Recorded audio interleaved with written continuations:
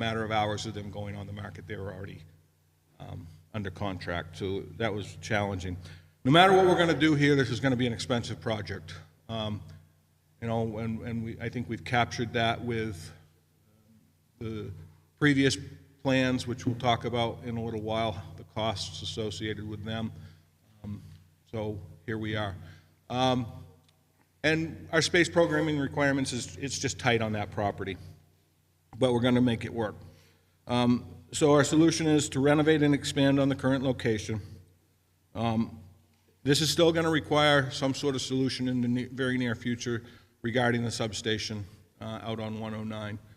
That building is in terrible condition, and it really needs to be addressed in the very near future.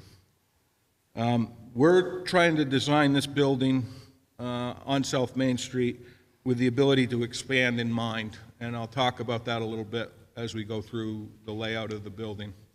Current status, we're working with the engineers, electrical, mechanical, civil, structural, along with the architect, and we're working with the construction managers. This is going to be a challenging project to meet the construction needs and keep the 24-hour operations of dispatch, fire, and police going. So this is going to be a challenging project on site. And when we read the article into the record, we noted that currently estimated. Reason we noted that it's currently estimated is the architects, the structural engineers, all the engineers are working right now to get us the most current pricing that we possibly can. And we will have that for the deliberative session. So the pricing for this project will be as fresh as it possibly can be. Based on that, I asked bond counsel a question. That question was, can a bond be adjusted up or down at the deliberative session? The response was, yes, the amount can be adjusted on the floor, and your notice on the bond hearing says currently estimated at $12.5 million. So that gives you room to move up or down so long as the cost movement is not significant and that the size project, a less than $1 million increase, I would think is sufficient. Please be sure to discuss this at the public hearing so that if challenged, the amount needed, you are able to, nobody's surprised, and that's from the bond counsel attorney. So we're basically here here telling you at this point that we're hopeful that the number goes down, but there's a possibility that the number on this bond could go up based on where we move.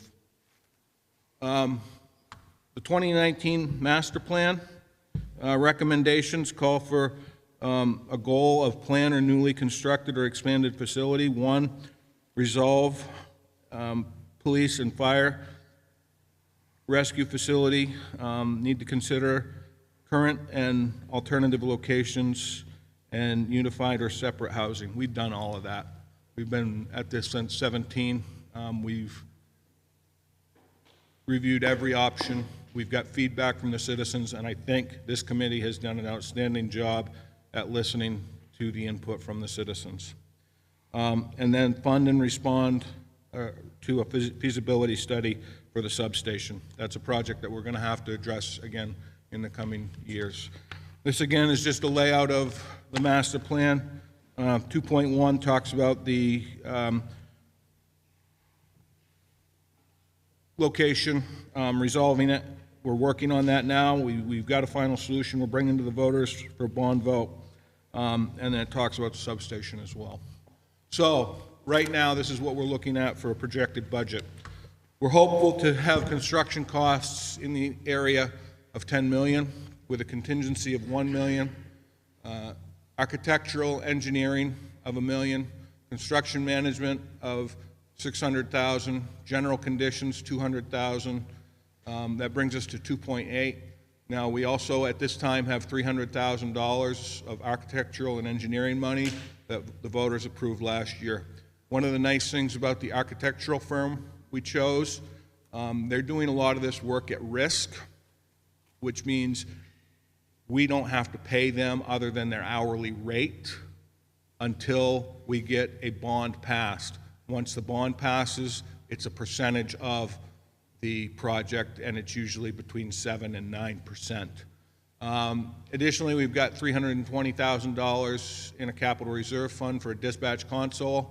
So that brings us to 12,180. And again, we believe that the buffer of bringing it to 12.5 is prudent based on conversations with the construction manager, the architects, and staff. Note, these costs do not include soft costs such as window furnishings, IT for the building, some furniture, that type of thing. So some people may recall this summer on June 9th, we held a public hearing, public input session rather. We discussed 5 options. Through those 5 options of the people who showed up, it was pretty unanimous, well, not unanimous, but it was overwhelming that option 3 was the preferred option for the police station to go on Route 109, the fire station subsite, and the fire department remain at the current location. Simultaneous to this, we had the RFQ out for architectural firms. We had 4 firms who submitted. 1 was our incumbent and 3 new firms. Then we continued to move forward, and we were receiving a lot of input from citizens in the area of 109. We actually received 2 petitions. It had about 30 signatures on it. Those signatures all opposed the proposed location on 109 for various reasons. Line of sight, they would like to see the PD in the downtown corridor, environmental impacts to the area. So we actually held 2 meetings, June 27th and then again on August 9th, where we took input, and then on the 25th and 28th, I received a petition from citizens opposing the location.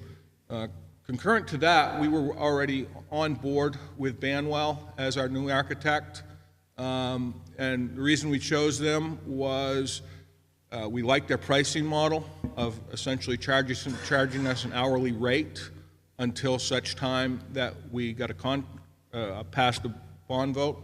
All the other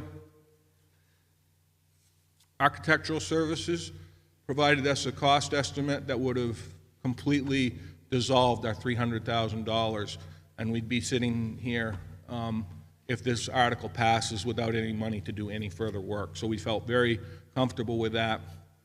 And there's also been a great deal of satisfaction with the product that they've produced at the Pop Whalen Arena, as they were our construction or our architect at that location. So here is the current rendering of the building. This is actually as new as, I think it was today or yesterday, I can't even remember.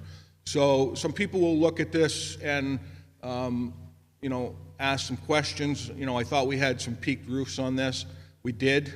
A couple of takeaways on it were the peaked roofs.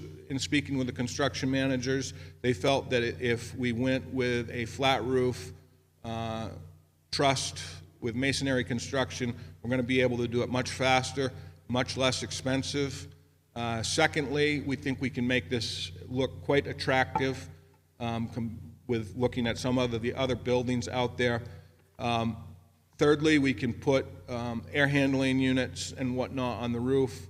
And probably the biggest thing of all, the far section of it, which would be that further flat roof, we're actually working with them right now to design that portion of the building so that it can accommodate a second floor.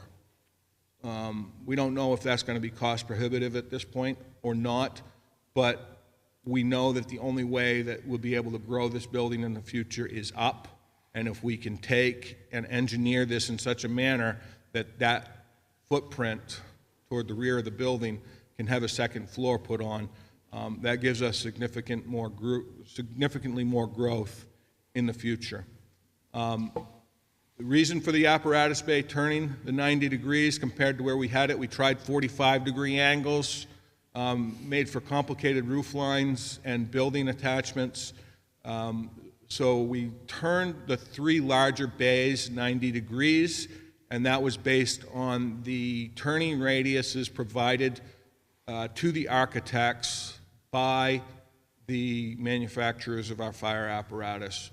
And essentially, with the length of the apparatus bay being 90 feet, we could not make it work without having to jockey the trucks around, for better terms.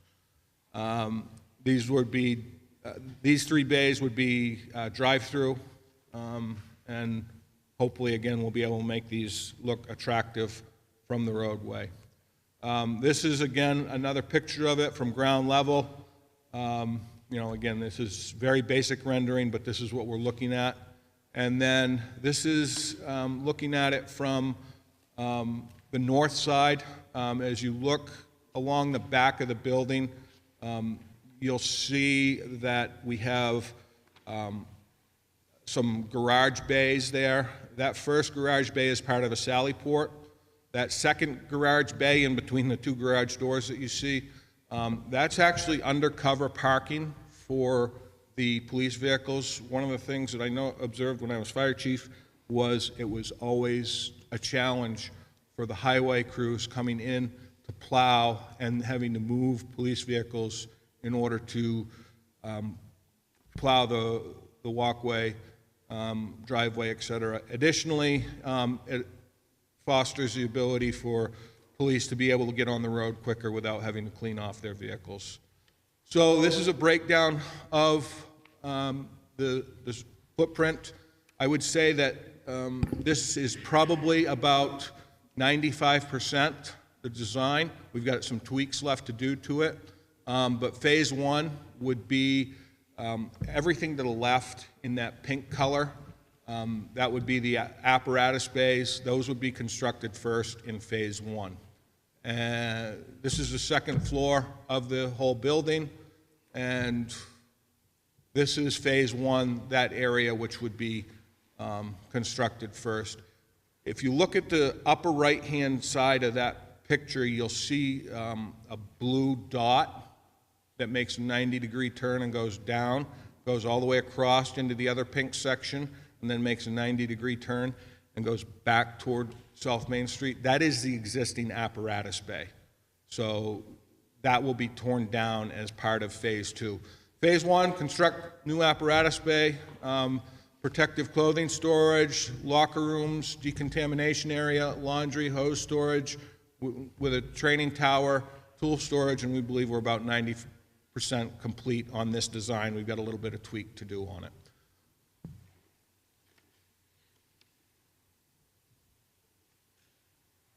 Uh-oh. There we go. Okay. Phase 2, phase 1, we complete the construction of the apparatus bay. The existing apparatus bay at this point would be torn down,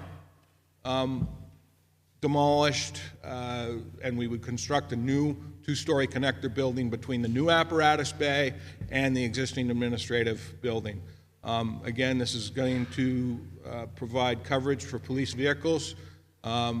It'll include a new emergency operations center with a communications room, or a community room rather. Fitness area, this is for all town employees.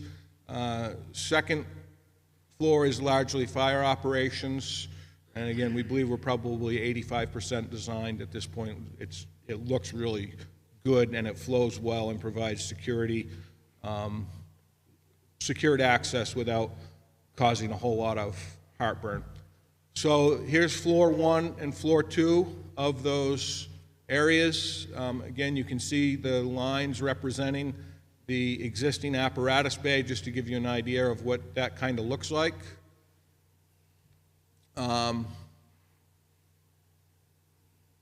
First floor up close just shows the covered parking, shows all of the law enforcement areas. Excuse me, this is the first floor. police coverage area, the Sally Port, which would have direct access into their booking area, and then community EOC, and then a lot of their processing. The other side would have a lot of the community areas within it. Second floor, again, most of this is fire department operations. If you look at that area up toward the top left-hand side of your screen, where it says bunk room, that top bunk room, if we were ever to look at putting a second floor on this building, the other apparatus bay, that bunk room would likely go away and become an access point to that area if we needed the second floor in the future. So this is all being factored in now. Pretty straightforward. It seems to flow well for law enforcement. It seems to flow well for the fire service. So I think we've done well.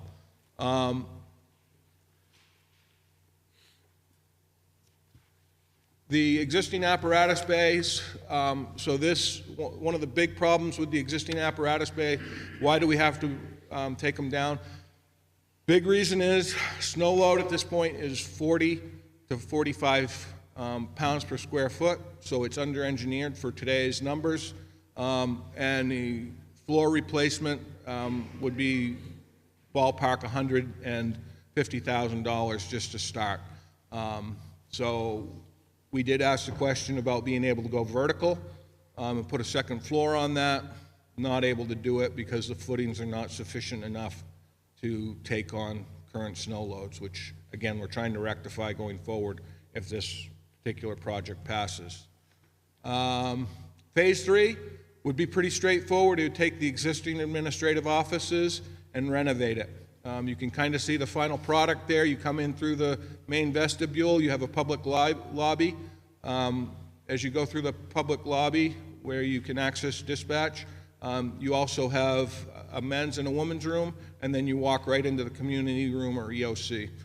To the left of that is an elevator to take you to the second floor or a stairwell. So it seems to flow quite well, and we think we've captured a good layout with our architects.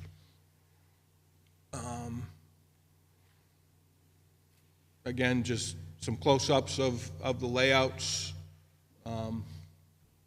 Cost of the project. So previously in I believe it was 2018, we had an estimate of $12 million for 2021 construction. Last year we got an estimate for the project as we wanted to do it previously with everything on site based on the 2017-2018 concept. That came in at $16.1 million. So to summarize, phasing is going to be challenging. The site has a buildable area of 54,000 square feet, plus or minus with the setbacks. Stormwater is going to be challenging, but it's achievable here. We've got a couple different options we're already looking at, but it is going to be a challenge, and we think we can overcome it quite easily, though. The administrative building is in reasonable condition, but it needs some repair. The biggest thing is the flow is not good for modern operations. Life safety, we need to take some corrective designs here to meet current code. We can't expand vertically, and that's mainly in the apparatus bays, and the entire facility is deficient as far as mechanical, electrical, plumbing systems. Redesign got the layout compared to a complete tear down. We had a cost analysis done of that for the administrative wing. It was a wash, so we felt to try and give the taxpayer the best bang for our buck, we'll keep that existing building and just renovate it. New apparatus bay, and challenge will be, is always locating fire apparatus, equipment, dispatch during construction, and equipment and materials and staff of our own people, plus of the construction teams coming in to do the work. Project's been under consideration since 17 for 2023 warrant. Well, here we are. We're putting it on the warrant. We've had multiple combinations of options that have been evaluated. We discussed that earlier. Current cost estimate is 12.5. We're shooting for 10 million in construction. Square footage is 29,850 square feet, which means a construction cost per square footage of $335.01. 18 to 24-month construction period. Should this article pass with a 3/5 majority, we'll see soft costs most likely in the 2024 operating budget, which will include technology, window treatments, some furnishings. If we were to take the two departments and separate them and have a standalone police station located on one site and a standalone fire station located on the South Main Street site, we were looking at $12.8 million in just construction costs. So we think we've captured a pretty good project here if we can nail it for the proposed budget, which we're working on securing those numbers right now. We've been through, looked at bonds. What's it going to cost us? We've evaluated a 30-year bond versus a 20-year bond. The 30-year bond, we're paying significantly more interest, and we don't feel that there's any cost benefit there. So if we look at this, what's it going to cost me on my tax bill? 51 cents per thousand of assessed valuation for the first 4 years, I believe it is. So a $100,000 home, that's $51. $175,000 home, $89.25. $250,000 of assessed value, $127.50.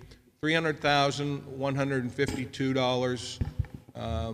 $400,000 home, $204. $1 million home, $510. So here is the warrant article for your consideration, if you'd like to take some public input, Mr. Chairman, and then we're ready to vote. Also, I believe we do have fire and police representation. If there's specific questions related to their operations, they can answer those. Okay, as Jim said, anybody wish to make any comments about this bond issue? I think it's pretty self-explanatory. I thought the presentation was good. Suzanne?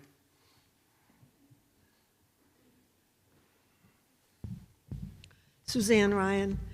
Mr. Pinio, thank you for being open-minded and looking at all the options and listening to the citizens. It's appreciated. In one of your earlier presentations, you talked about the cost of building in comparison to a scale of like 1 to 10 as to the quality or the grade. Could you elaborate on that? And by the way, I stand in support of this warrant article. Thank you, Suzanne. We are thrilled to hear you're in support of this. I would anticipate we have much greater definition on the level of quality of the building for the deliberative session. It's still actively moving right now. For example, I can tell you the apparatus bay, we are currently looking at a masonry wall building with metal trusses. There was some previous conversations about doing that part of the building as wood, and the construction managers are feeling that we're going to be able to get a better bang for our buck with masonry than we are with wood. And that takes away as well the need for the peaked roof, which has some pros and cons to it. But one of the pros is it allows us to utilize space for HVAC units and whatnot as opposed to putting them on the ground. So it's still a moving target as to the level of quality of the construction. But I feel confident that the areas that need to be hardened will be hardened so that if law enforcement is bringing a prisoner through, and they become combative, it most likely won't be sheetrock so that it gets beat up. It'll be something a little more hardy.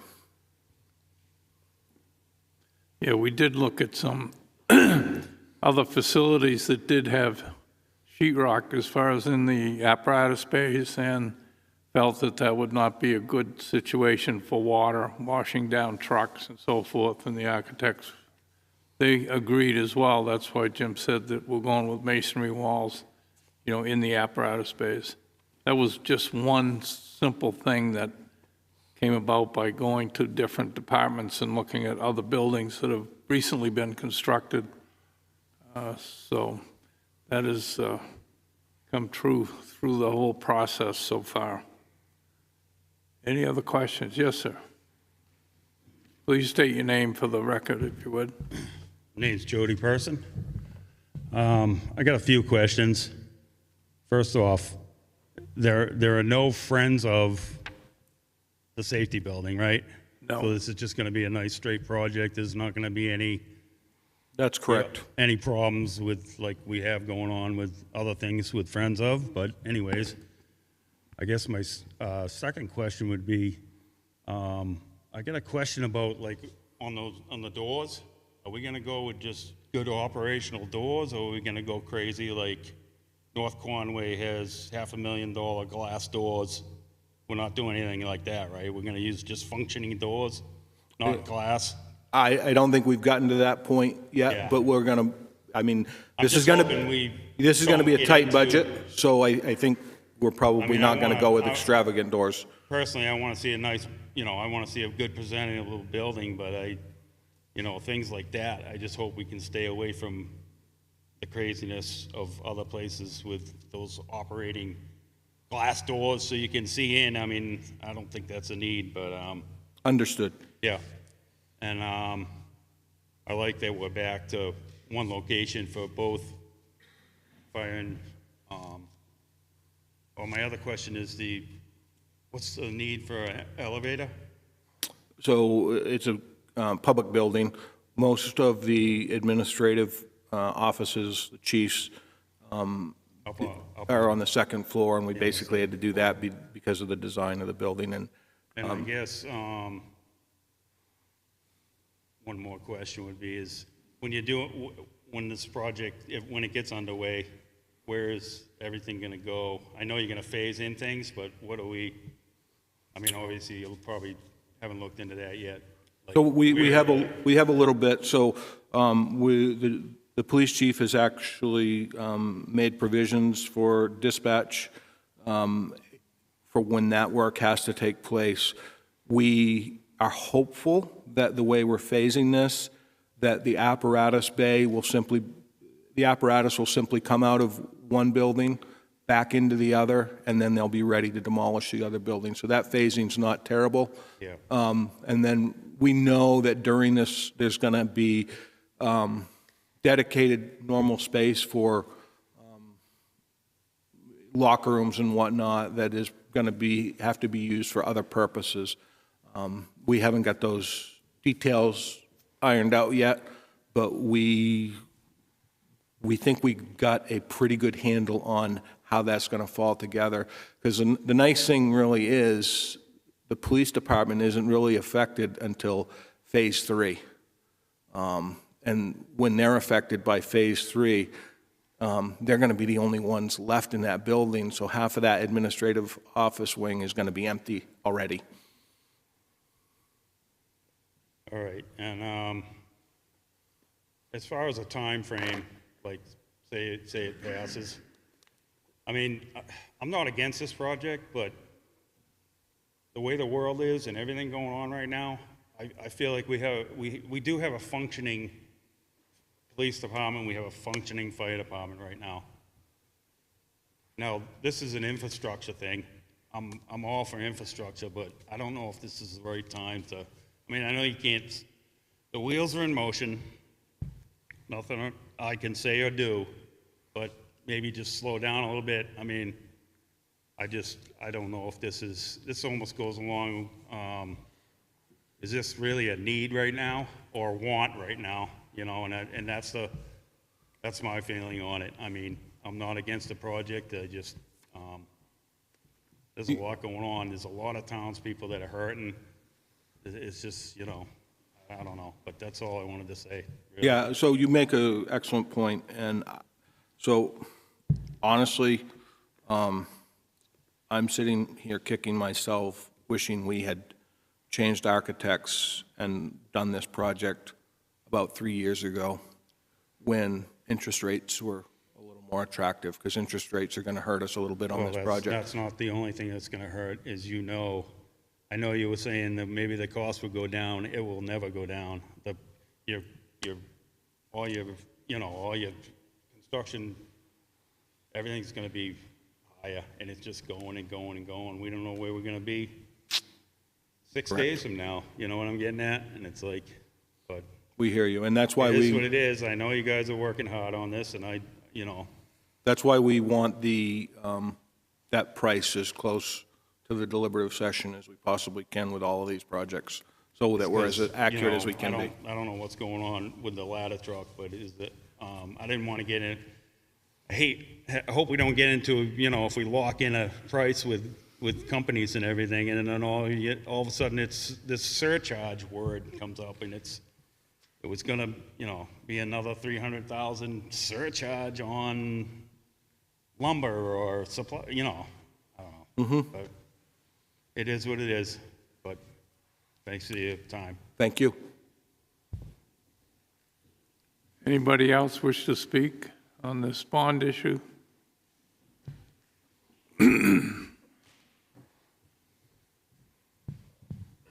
Hello, Brenda Jarrett, Jorett.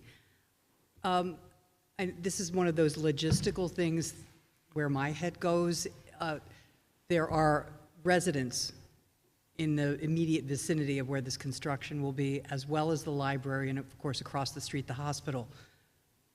Will there be some sort of barrier, construction, something like that? Because you're talking about 18 to 24 months, and you're going to have some abutters there who might be a little unhappy. A fair number of them. Yep. I can talk, I've scheduled a meeting with a representative from the hospital to discuss this project going forward. That's waiting to occur. I've had a couple preliminary conversations with the library. I've got to get back to the library. And really what I need to do before that is we need to have a handle on what the needs of the construction manager are. Once we have a handle on what the needs of the construction manager are, we can have a better conversation with the library as to, can we use part of your parking lot or not? Or do we have enough space on our existing property to make it work?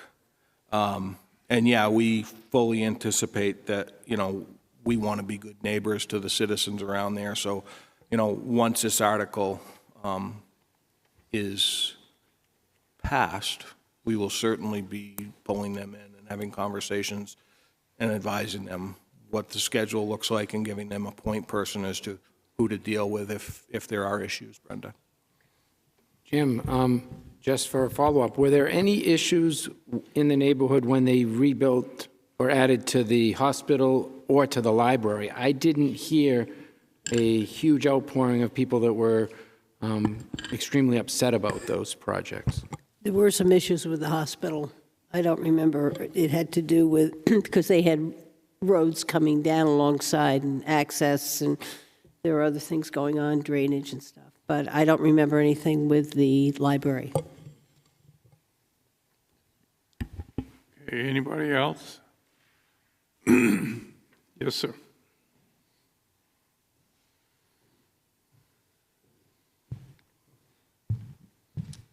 Good evening, and thank you, Mr. Chairman, members of the board. My name is Rick Skarenka, 75 Heath Trail. I'm involved in other infrastructure projects, which in the town, Jim knows, but just 2 points I want to make tonight. The first is I read about the notice in the paper about the public hearing tonight, and I'm not sure how big of, when the last time the town voted on a $12 million bond article. It's pretty large, I think, for most people to think. So I think, so what, you may want to think about it. I'm not looking for a response tonight, but putting the boards up at the library, some other location in town, letting people know. maybe a session at the library with inviting the neighbors and then the general public too, to get the word out. Just explain, what was done tonight. And I think, when people understand and hear what has been done and how the process you've gone through, I think it softens the blow for most people. And the second point to make is that I would search high and low for grants. I think Homeland Security Emergency Management at the state has a contact person about grants, whether it's just an emergency generator that they can provide or other financing, and also there's some new programs about energy. The Department of Energy in the state has also some new programs coming from the federal government. So the search, I ask, search far and wide if you can for grants, because every little bit is going to help. Thank you. Thanks, Rick. And just to answer that, the chiefs are already on the emergency management end of it, looking at grants for generators and outfitting the Emergency Operations Center. Okay, anybody else? Okay, we'll close that public hearing. The next public hearing we have, Do you want to vote on the? oh yeah, Well, don't we get to ask some questions? we, Yeah, need to ask I do. That's not a big surprise, I'm sure.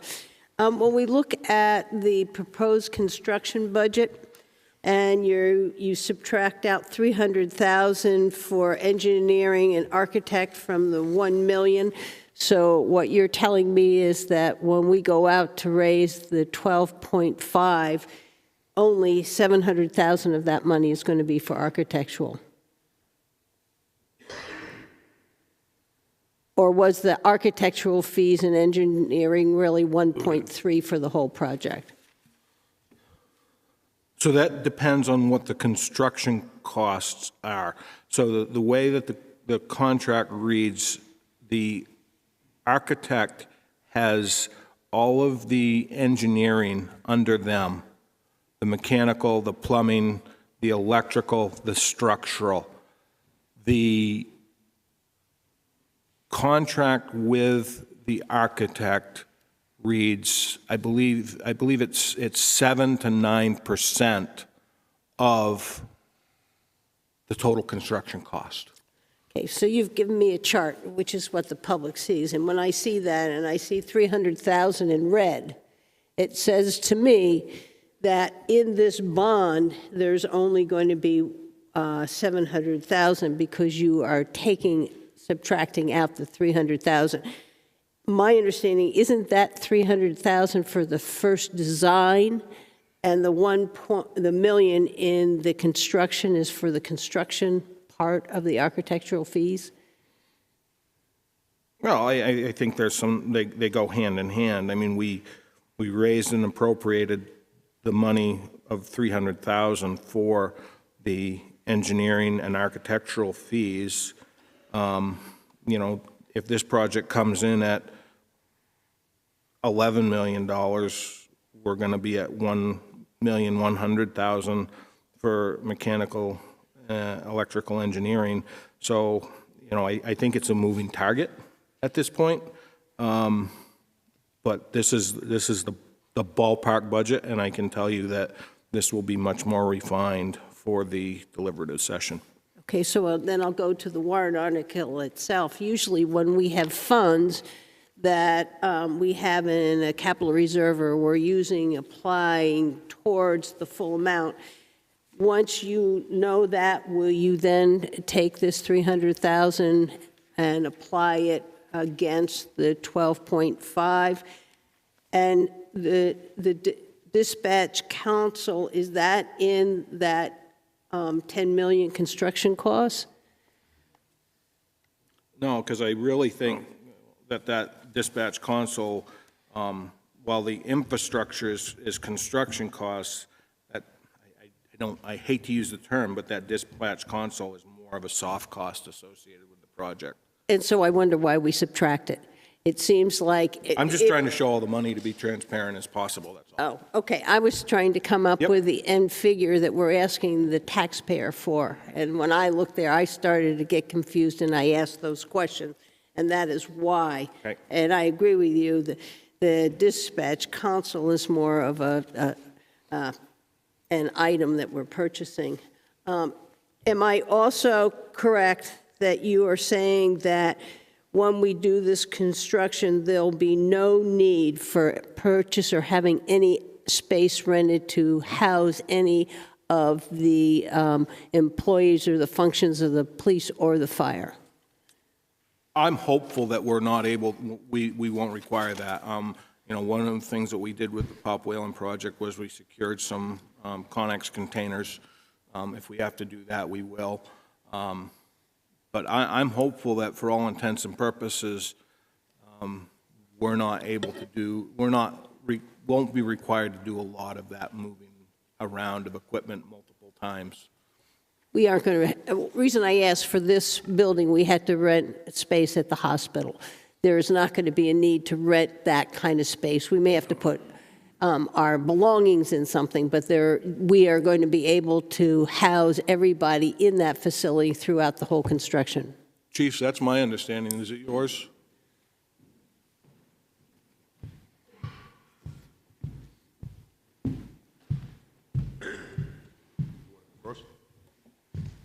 Chief Rondo, Wolfeboro PD.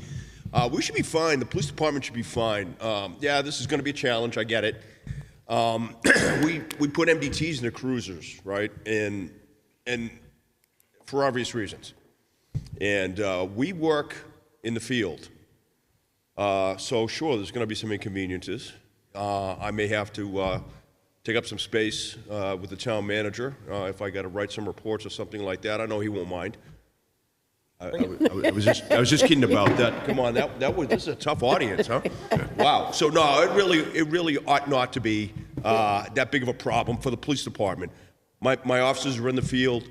That's where they do their work. If they spend too much time in the station, I'm throwing them out of the station. So I'm not seeing this as a major issue at all. Somebody had asked a question about dispatching. Yeah, we can either bring in a mobile unit, or I'll get my dispatchers up to Carroll County and we'll take over some of their space up there. And I've already been on the phone with them. So we've got plan A, plan B, and plan C relative to dispatching. So that's what we do. We plan, right? And plans are important. So, Chief? Thank you. I really can more or less reiterate what Chief Rondo said, although obviously it's a little bit more delicate, I think, for us. To this point, one of the major focuses of the design and the phasing and so forth has been, we need to be able to do this and still live in the building. It'll be inconvenient at times, it will be a little dusty and dirty, I suppose, at times. But the phasing plan that's on the table that we're discussing now essentially works for us in that we were able to remain, as far as apparatus and offices and so forth, where we are until the ready to flow the on switch at phase one, which is the new apparatus bay section. We, at some point there, would relocate our apparatus and so forth into the new section and allow them to start working towards South Main Street as phase two. That's been, again, one of the major focuses of the planning part of this. But as it sits right now, all parties are telling us we can accomplish that with, again, it'll be a minor inconvenience when the time comes, obviously. There'll be construction vehicles and digging and dust and dirt and so forth. But based on our experience with both the architect and CCI going back as far as, you might remember, CCI did the repairs to the apparatus bay that exists today, working with them and around them, again, was somewhat inconvenient at times, but we were able to do it without any disruption to the ability to deliver service, and I'm comfortable that we can say that's still on the table today. Thanks, Chief. Thanks, Tom. Okay, any other questions from the board?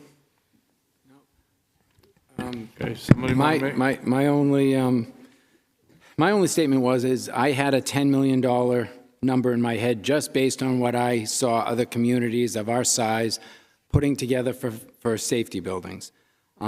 We did get a lot of grant money when we built our high school also. I hope that we do our best to find as many grants and as much funding as we can.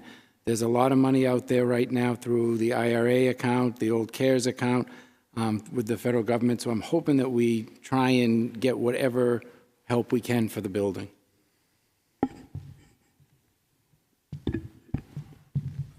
Putting on my emergency management hat, we have been in regular consultation with Homeland Security and Emergency Management at the state level. They're aware this project is in the pipeline.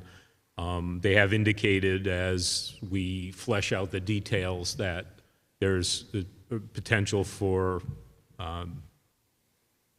some degree of grant money. When I say that, I don't, very few of those types of grants are 100%, but there may be 50-50s, there may be 90-10s, particularly around the design and function of the EOC, possibly the emergency generator, those kind of things, that would intend to keep the facility up and operational in the event of some kind of townwide emergency. But we have had those conversations and we'll continue to do that, and as the details of the plan emerge, we'd be able to discuss specifics, but we're certainly aware of the need and the opportunity for seeking any and all grants that would be relevant to this. And I believe this building is about 50 years old. I think it was built in the 1970s. 4, I believe. 75. Yeah. Yeah, I mean, so renovating it and upgrading it at this point, it seems prudent. We've used it well over the 50 years. I'm in support of us moving forward. This project has been on the CIP since 2017. We first started with a town hall, and after the town hall was finished, the next major building project on the CIP was the library. We have completed this. This public safety building has been on a placeholder since 2017, and I think it's now time for us to move forward and take care of this building. You're going to make that a motion? I'll make a For motion us to to recommend. approve, support this? But I'll make a motion that we recommend the public safety building. Second. Okay, any further discussion? All those in favor? Aye. Okay, it's 5-0. And then could you just motion to move it to the warrant? I'll make a motion to move it to the warrant. Second. Okay, all those in favor? Aye.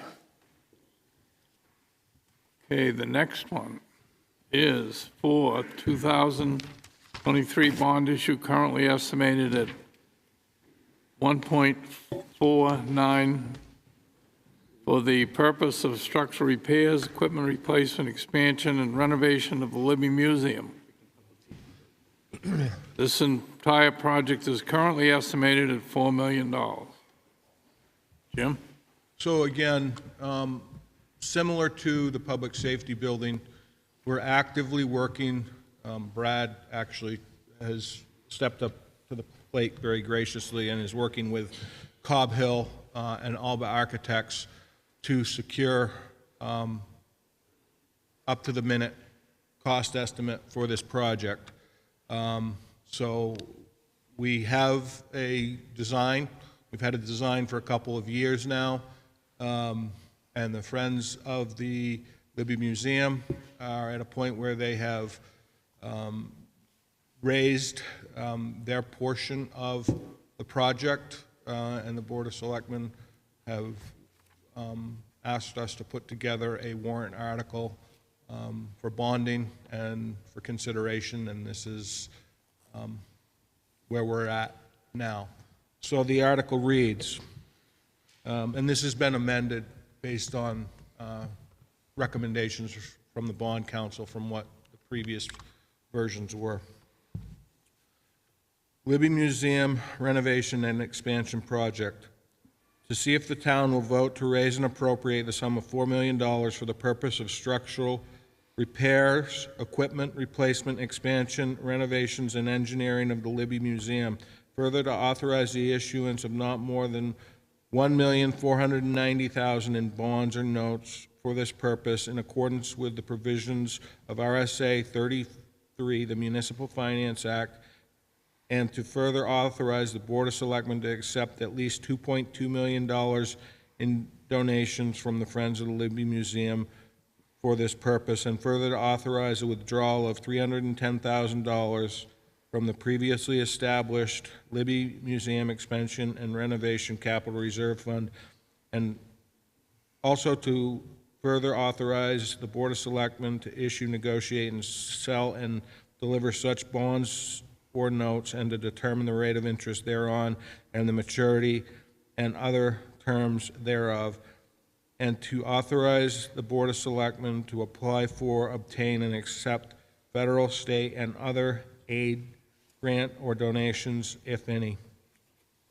which may be available for said purpose or said project, and may reduce the amount to bond, and to comply with all laws applicable to said project, and to authorize the Board of Selectmen to take any other actions or pass any other votes relative thereto. Estimated tax rate impact 2023, 0 per 1,000 of assessed valuation. 2024, 8 cents per thousand of assessed valuation. 2025, 8 cents per thousand of assessed valuation. And this is a bond requiring 3/5 majority. So the Libby Museum is identified in the town's master plan under Section 8 of the Community Facilities chapter. Study, expansion, and site improvements for the Libby Museum of Natural History. We've done that. We've been through this multiple times, and we've got a project that we would like to bring in front of the voters. The master plan also talks about creating a new Libby Museum with heating, cooling, new structural installation, and need for climate-controlled environment in the building and its exhibits to be preserved. Such improvements will allow seasonal usage to go beyond what we are today. We're not going to go to 4 seasons, but we'd like to extend into the shoulder seasons. Additionally, in the Wolfeboro Master Plan of 2019, it outlines the support of museum facilities, planned future expansions, and efforts by promoting Wolfeboro as a museum hub of New Hampshire. Earlier this summer, we had, the Board of Selectmen had some meetings with the Friends of the Libby Museum, Attorney General's office. Those were actually very good, very productive meetings. As a result of that, we asked Bowen Corp. To go out, look at the Libby Museum, and just do a comparison of what the Cobb Hill estimate was. And they went through, they did that, and there are some differences between the Cobb Hill estimate and the Bowen Corp. Estimate. One of the takeaways from the Bowen Corp. Estimate was if we can get Cobb Hill and Alba Architects to provide us a guaranteed maximum price for the construction project as they have outlined, Bowen Corp. Recommends we do such. So that's kind of where we're at today. The estimates we've taken and we've kind of melded them.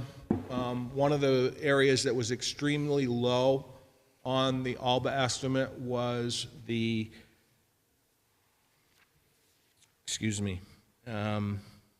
contingency. That's the word I'm looking for. So we brought the contingency up. Anybody who has an idea of the Libby Museum, there's a lot of unknowns that we're going to run into down there, and those unknowns tend to be quite expensive.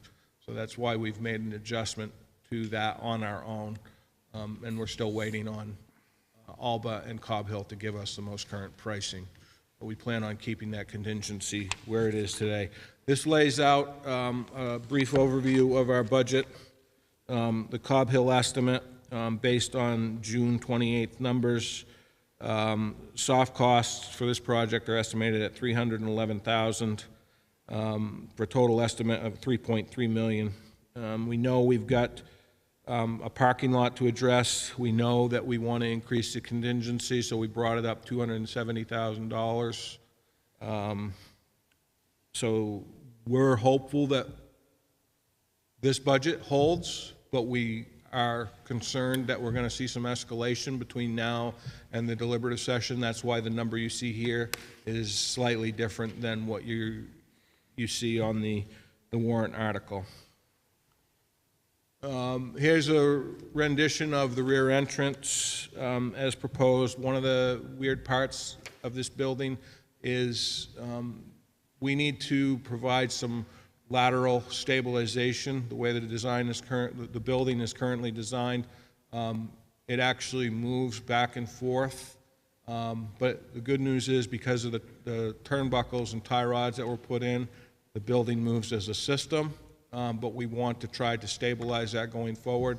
This addition onto the back of the building will provide that lateral support and provide the additional square footage required for the museum. This is a rendition of what that area would look like with the mezzanine. Pretty straightforward. We as well looked at the bond bank, 30-year versus a 20-year note. We felt we'd be paying too much in interest in 30 years, so we stuck with the 20-year note.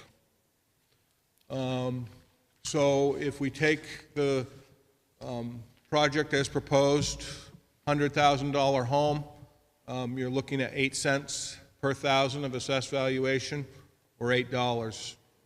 $175,000 home, 8 cents, or $14 per thousand. $250,000 home, $20 per thousand. $300,000 home, $24 per thousand. $400,000 home, $32 per thousand. $1 million home, $80.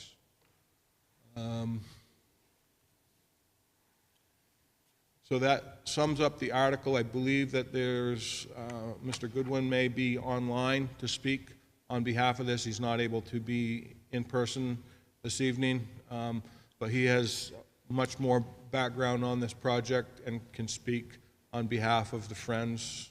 And I believe Brad will be able to help me answer any questions that the board may have as well. Thank you. Okay, does anybody have any questions or comments? Tom Goodwin online, if you can hear me. I'm Leah Gage from Granite State News Collaborative. I was just wondering if the bond hearing, or if the bond doesn't pass and this doesn't go to a warrant article, then what happens to the Libby? Jim? Well, if it does not pass Right. the town vote, I would say that the Friends of the Libby Museum Board of Selectmen would sit down, reevaluate where we're at, take into consideration the margin of failure, and make a decision from that point if we, one, the Libby Museum will open. Two, we will make a determination if we try to do a scaled-back project or if it comes forward at another time. I think those are conversations that the board would entertain with the Friends of the Libby Museum. Okay, thank you. Anybody else have a comment? Tom Goodwin online. Go ahead, Tom. Can you? Thank you. Thank you for the opportunity to provide some additional insight on the Libby Museum Restoration warrant article and the associated bonding of the public funds. First, a short update on the Friends of the Libby Museum fundraising for our $2.2 million private donation contribution to this project. We are currently in final discussions with some of our donors to close the last $100,000 needed to reach our goal. As of mid-December, we were at $1.95 million in collections and pledges. We recently had a foundation step forward and say that they would close the gap by $150,000 if we got the remaining $100,000 in donations by March 1st. So we feel it is very achievable that we will be at $2.2 million in pledges and donations by the time the warrant article goes to the voters. This has come from sizable donors, but also from broad-based support throughout our community. It should be noted that this is the 67th year that the town of Wolfeboro has been the trustees of the Libby Trust and its properties. This trusteeship has meant that the town was legally responsible and financially responsible for the maintenance and seasonal operation of the Libby Trust properties, including the museum and its collection. The museum has been open for 110 years, and the condition of the museum building and collection has deteriorated over that time. We've reached the point where maintenance can only be properly accomplished through restoration. As Jim Pinio noted, the foundation needs to be rebuilt, the building needs to be stabilized, there's mold that needs to be removed from the entire interior. If these basic maintenance was done on public funds alone, it would be more than the current bonding in this warrant article. Through the public and private partnership with the Friends of the Libby Museum, this warrant article addresses all of these issues and allows for the expansion and the upgrading of the building and its facilities. Due to the sizable amount of private donations, this will all be achieved at a cost to the taxpayer which is lower than if the minimum maintenance were funded from public funds alone. The passage of this warrant article is truly a win for the town of Wolfeboro in meeting their trustee duties, a win for the Libby Museum with the modernization of the building to better display and preserve the collection, and a win for Dr. Libby's legacy to provide educational opportunities to our children, the residents, and the visitors of our area for future generations. I hope that this has added some insight into the passion that the Friends of the Libby Museum and our supporters bring to this project. And we are heartily behind this public and private partnership. And we look forward to going forward and working with the town to make this a reality. I thank you for your time. Hey, anybody else? I saw another hand up here somewhere. I had a couple of points. Please state your name. My name's Matthew Platch. I live in Wolfeboro. I think the Libby Museum is great. It's a neat place to visit. I'm concerned that over the years since the town became a trustee, or the Board of Selectmen became the trustees, the lines have blurred, and that a lot of people in town think the town owns the Libby, and it's really in a charitable trust. There was a warrant article a few years ago to fund the work that was done to, I guess, establish the roof, fix up the roof, that referred to the Libby as the town-owned Libby Museum. And I think that distinction should be made clear in the warrant article, if you could, to emphasize the town does not own the Libby, it's owned by a charitable trust. And I have a question that I don't know that you all can answer, but I think it's a real question. How can the town fund through bonds, how can the town issue its municipal bonds to fund something the town does not own? Already asked the question. I'm just asking the question, and I asked the question about a year ago, and we got town council to confirm that It's Well, correct. great, that's great. If you have a legal opinion, it would be great to see that. A written legal opinion on that. So, I haven't seen it. Thank you. Anybody else wish to speak? Yes, sir. My name's Jody Person. Here we go again. I just can't, this started out at a 70-30 split. This went through and passed. They couldn't raise their funds. I don't even have enough time to even, what I would love to talk about this, but I'm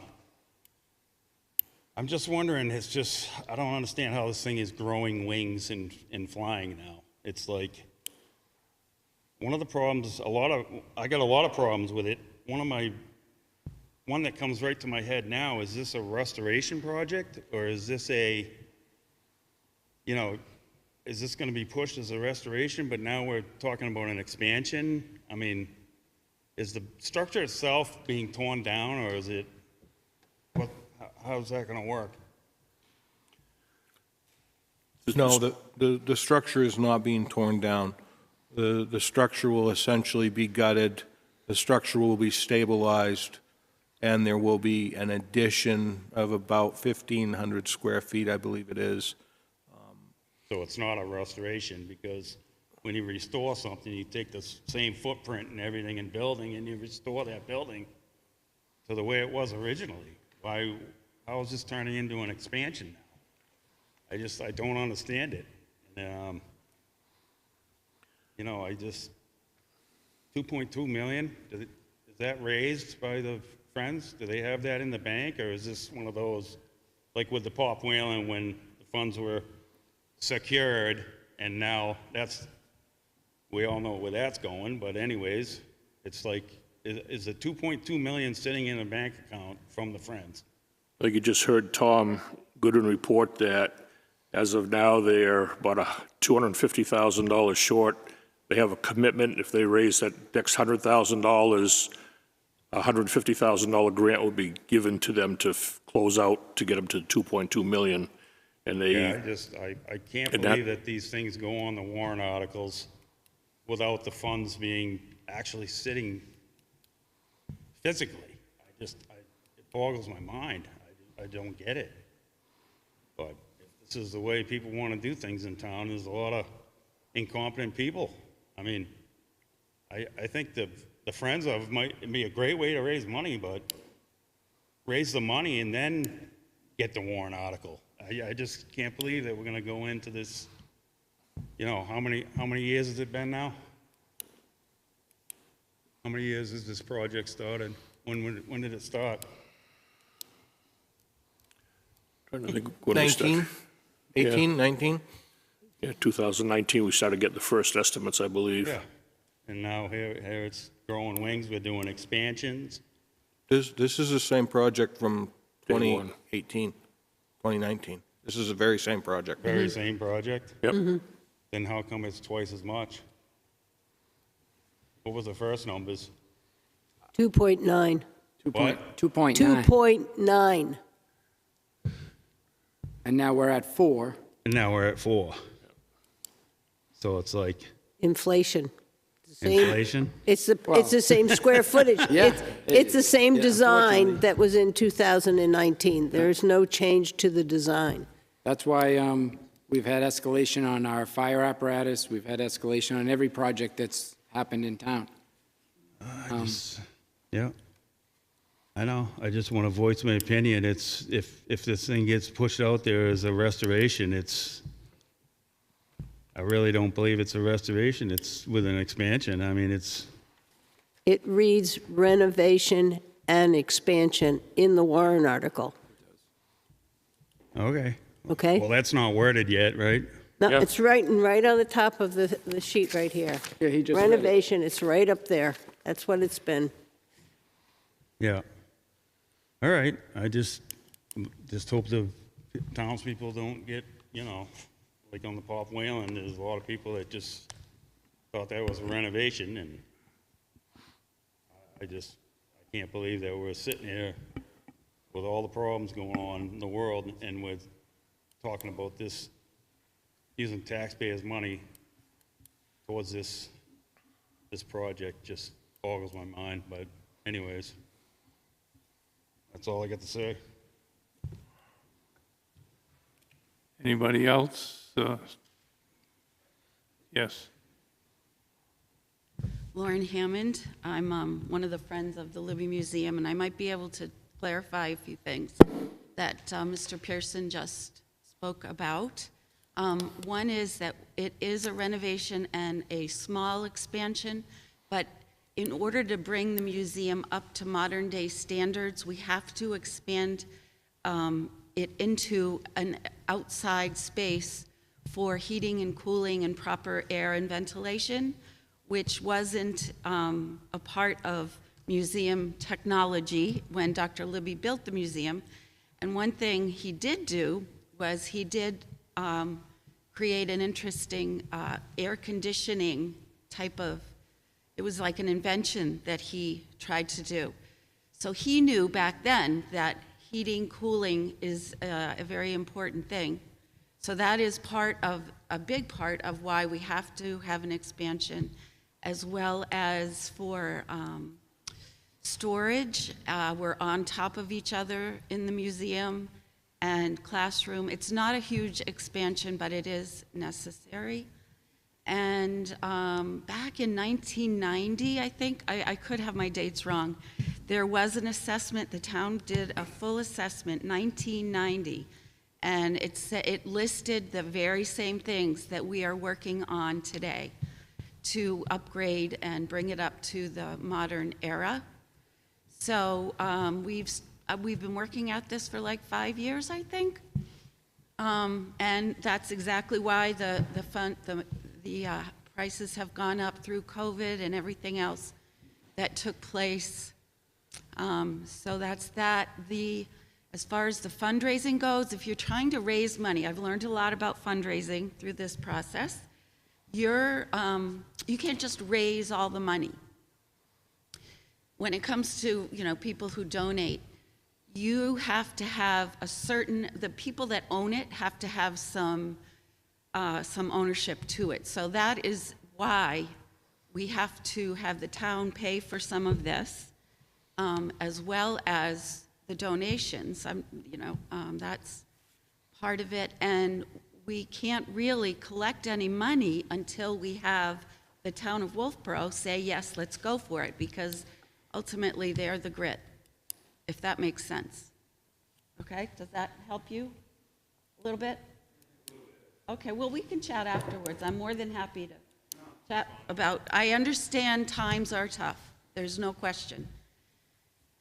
But I don't know, I think 8 cents per $1,000 assessed evaluation, that's valuation. On $1 million house, what was that? $800, or was that? $80. $80. So the Friends are open to all donations, and we will keep raising money until this hits the ballot booth. Thank you. Thank you.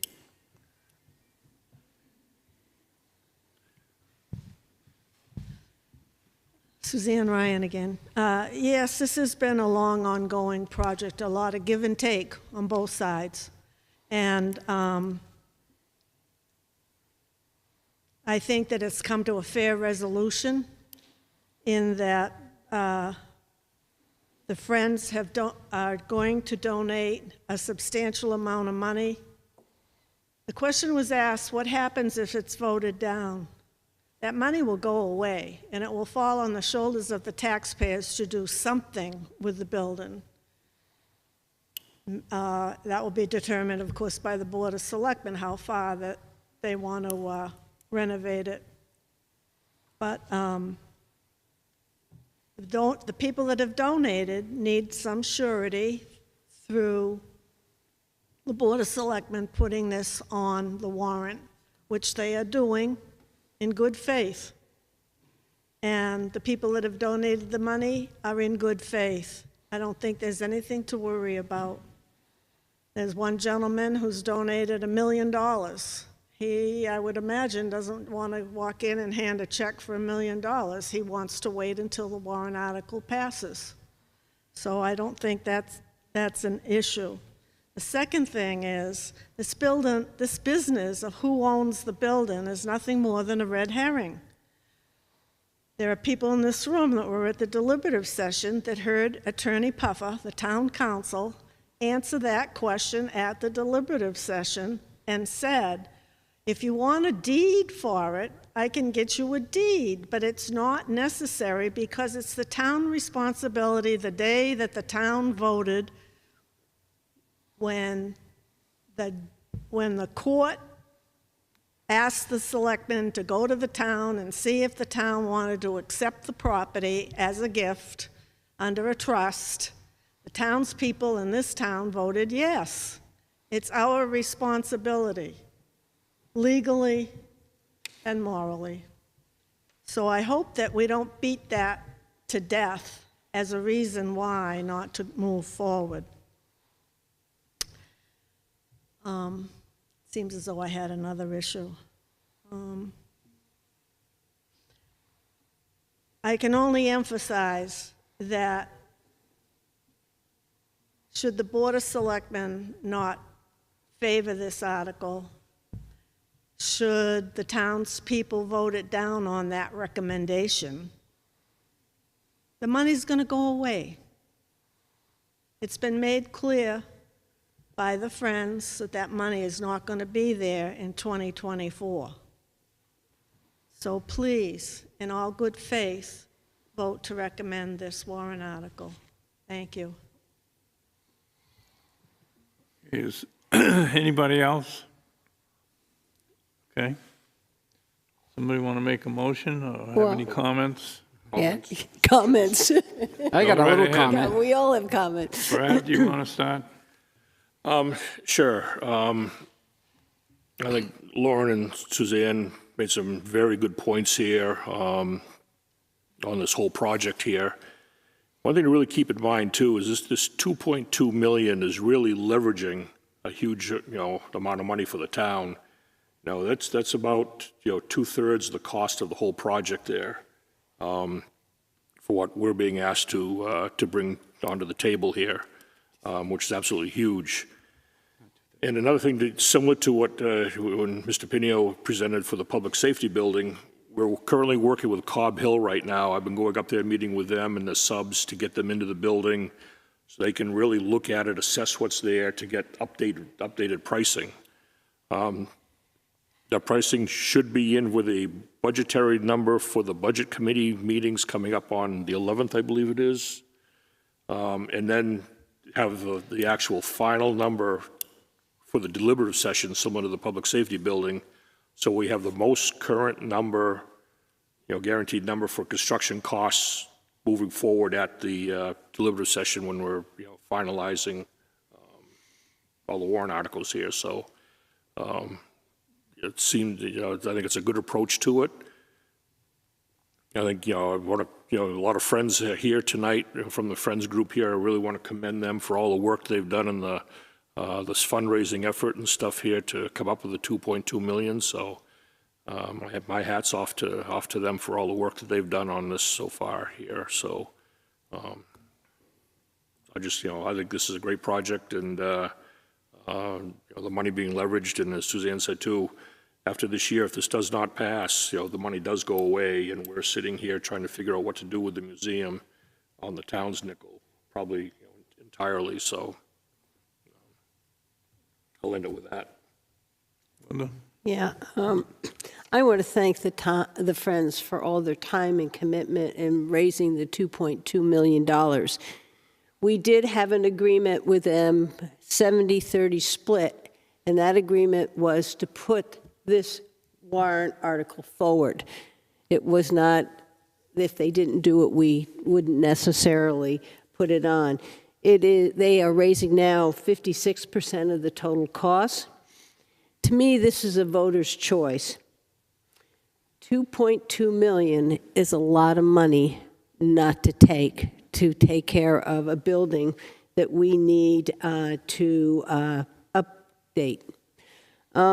And I went back and forth with myself. I said, should I just abstain because it's a voter's choice, or should I vote yes? The building, I think we could do it in phases. I cannot find a way to deal with the collection other than this full project. If we don't do that, we can see the change in the weather. You're an unheated facility, it gets warm and cold, you get water running on the inside, it's havoc to the collection. Therefore, I'm in support of this Warren article, and I believe it is a voter's choice article. I have one question for for our town manager. I thought we had $84,000 in the Betty Thross Fund, and I would like to apply whatever we have in that fund towards this Warren article. So we do have some money in that. I believe we have spent some of that for the tree removal, which just occurred at that location. So we'll have to wait until we get the invoices for that to determine what those costs are and what the final number is. But I can work on that tomorrow. Yeah, I'd like to make sure we get that in this Warren article, because every bit helps. Anybody else? Luke? Just like I think many other people here, and Linda, I went back and forth on this since, for the last 2 years, having been on the board again. And, I think the public needs to know how much time and commitment the Friends have put into working with us as the trustees. Many meetings, in the process of developing a business plan that's going to, move the museum into a new, into the future. And, it is a lot of money. I hear Mr. Pearson, I feel for, a lot of the things that are going on. It is, however, a lot of money to give up, the $2.2 million. It's a substantial amount to raise. And further than that, it will be an asset to Wolfeboro. The museum has been in need of substantial repairs for many years. And we've kind of put Band-Aids on it over the years. And I think this will give it the ability to see a new life. And as trustees to it, we have an obligation. And this was taken on, many decades ago. And the amount of time that we've spent looking at all these issues and the museum itself and how we're going to get there, I think we've reached a really good place with this. It's a difficult decision, but ultimately it's one that, yes, the voters should ultimately decide whether we, rehabilitate and expand the museum. And that's why I support it as well. All right, so it's a lose-lose situation. Let's be honest with it. I had representatives from the Peabody Museum come up and say, why do you have a natural history museum? You shouldn't run a natural history museum. There's no way you're going to survive. You won't be able to get enough money. People won't pay to go into it. The Yale Peabody Museum struggles every day. They have a huge endowment from Yale. That's why they exist. Dartmouth shut down their natural history museum. Where did their artifacts go? To Yale. What did Yale do with them? Threw them in the dumpster. So that's a huge issue. We had the AG's representative for the charitable trust come. He said the same thing. Why is Wolfeboro running a museum? It makes no sense why they're running a museum. I actually said, how can we get rid of the museum? He said the only way you can get rid of the museum is if you find somebody who is qualified to run museums and has the financial capability to take over the museum. You are stuck with it. And end of story. In 1955, 56, they didn't do us any service voting and giving us a museum. Let's correct some things. We're not the only natural history museum in the Northeast, New England, New Hampshire, whatever. There's the Woodward Museum in Dover. It's a natural history museum. It's actually older than our history museum. Theirs was 1911. We were 1913. So there are other natural history museums around. They do other things, plus natural history to survive, and they've been funded for years by organizations, groups, donors, whatnot. Now, with regards to money, the $2.2 million is phenomenal. We're going to get a big new building, a beautiful building, great. If we didn't take the money and we just built it on our own, how much would we spend to get it in a condition so that it could be used, would stop falling apart, and we could protect the materials that are in there? $1.5 million? Well, that's what we're paying anyways, $1.5 million. Would it break it up over 5 years? Yep, but it would still come out of the taxpayers. A lot of the artifacts that are in there that are deteriorating are moose, beaver, fox.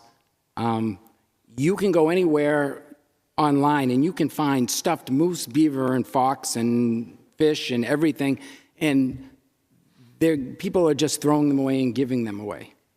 It doesn't mean that there isn't value to natural history.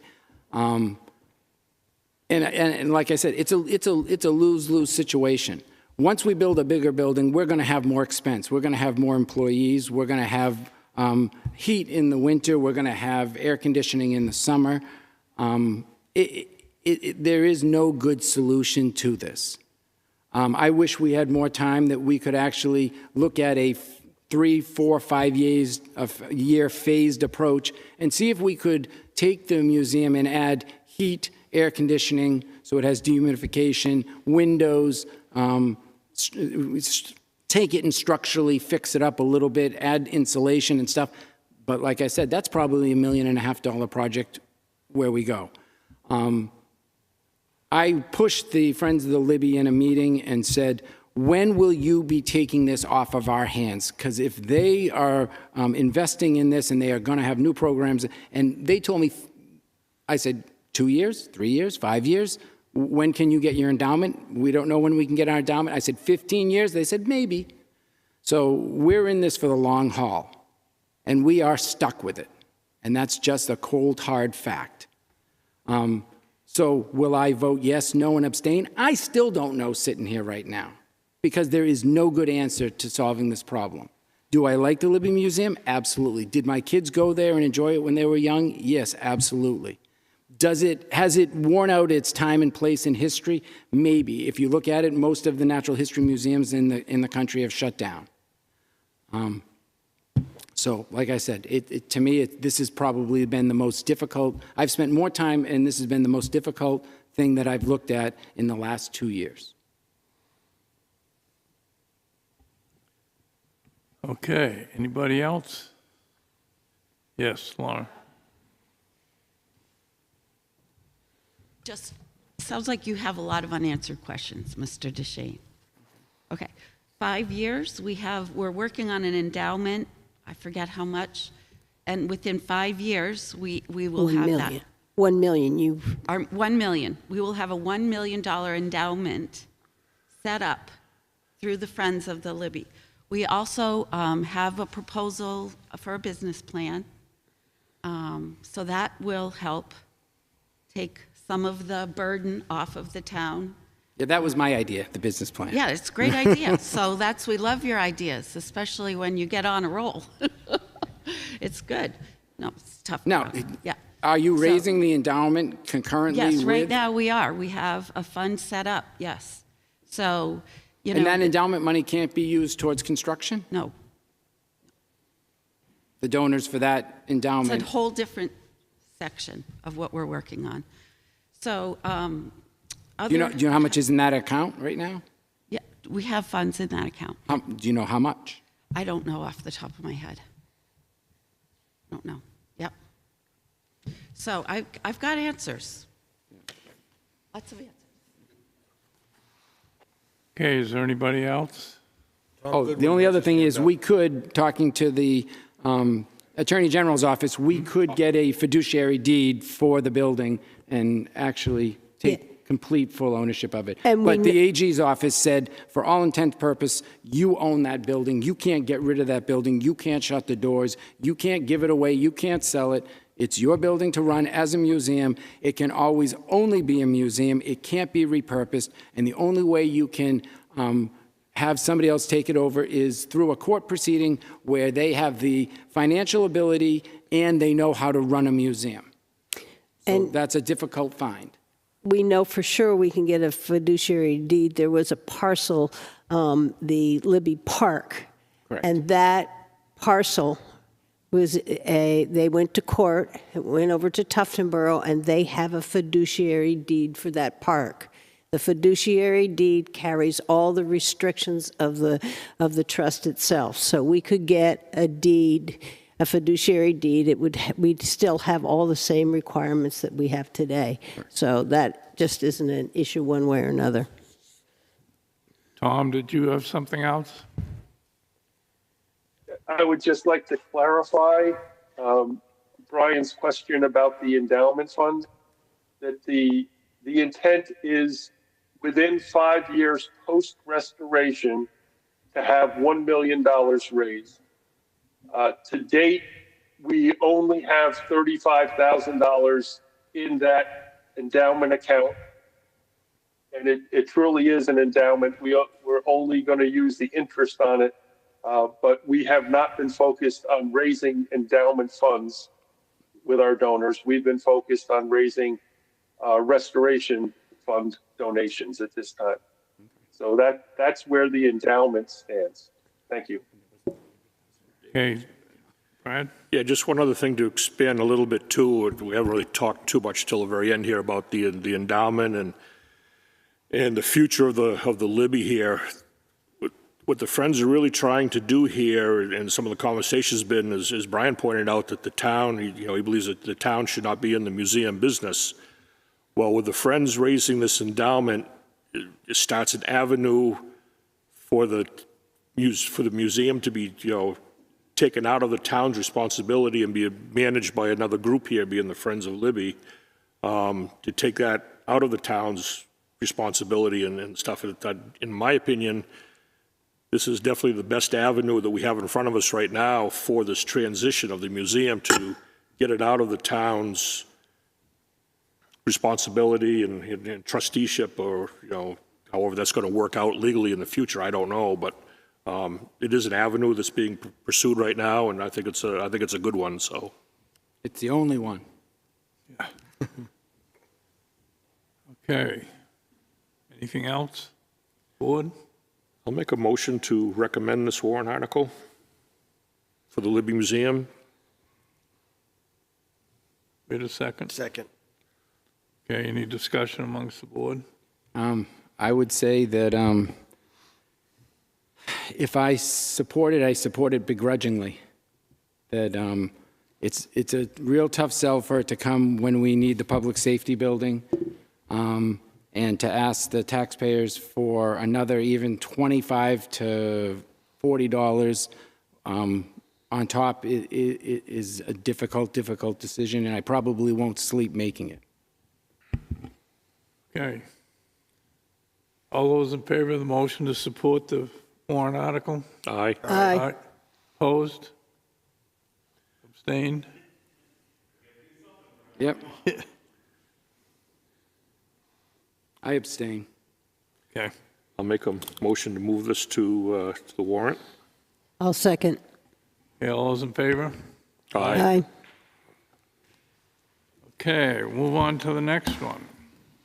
Next one is actually number 4, so should be number 3. For the 2023 bond issue currently estimated at $1.69 million from the Water Enterprise Fund, purpose of engineering, construction, replacement of vintage water mains on South Main Street from Center Street to the Smith River Bridge. Town has also been awarded a New Hampshire DES American Rescue Plan Act grant in the amount of $310,000. Entire project is currently estimated at $2 million. Jim? Okay, so I apologize. When I put the PowerPoint together, I mislabeled compared to the noticing. So that's on me. Water main replacement, South Main Street at Center Street to Smith River Bridge, State Revolving Loan Fund, to see if the town will vote to raise and appropriate the sum of $2 million for the purpose of replacing vintage water mains on South Main Street from Center Street to Smith River Bridge. Funds shall be utilized for engineering fees and water line replacement. The amount of $1,690,000 shall be funded from the Water Enterprise Fund. This expenditure shall not result in any increase in the tax rate.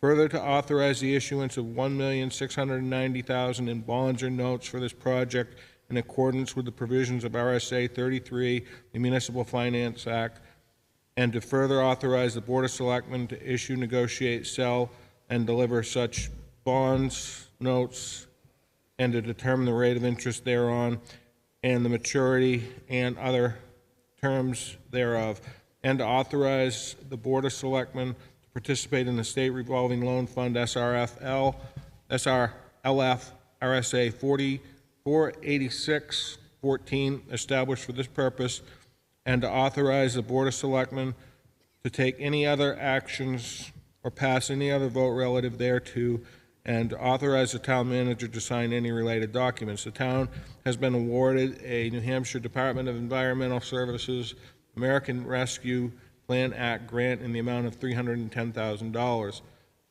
No tax rate impact, as this is on the ratepayers, 3/5 majority required.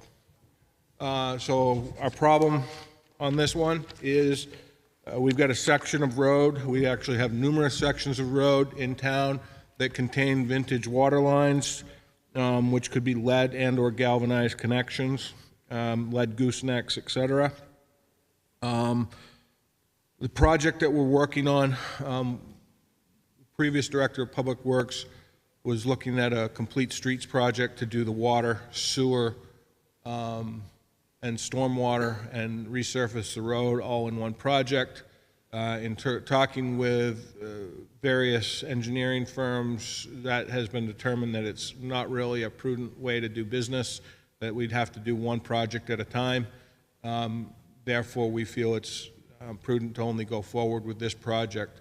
The project will require the installation of a temporary water main, and it'll most likely have to occur because of traffic in the spring, fall of the year, and it could involve some night work. So our solution is replacing the existing water main with modern materials and techniques, using the grant funding of $310,000, and this project is already calculated into the water rates. Current scope of work with 8 task orders is ready to begin. Task orders 1 through 6 will provide us to final bid documents, with tasks 7 and 8 to include reimbursement work for the construction, which is outlined here. The various engineering work is estimated at $331,483. The scope is laid out, and this gets us to the point of being able to dig and do some work. That's the nuts and bolts of this project. You do recall last year we had a vintage water lane warrant article that came in front of us where we received, I believe it was $720,000. This basically is flying on the coattails of that warrant article to be able to replace some of these aged vintage water lines that a lot of it we don't even know what is in the ground, but we do know that there is some lead and some galvanized. I can try to answer any questions you may have, and I believe there may be some people here who want to speak on its behalf. Okay, any questions?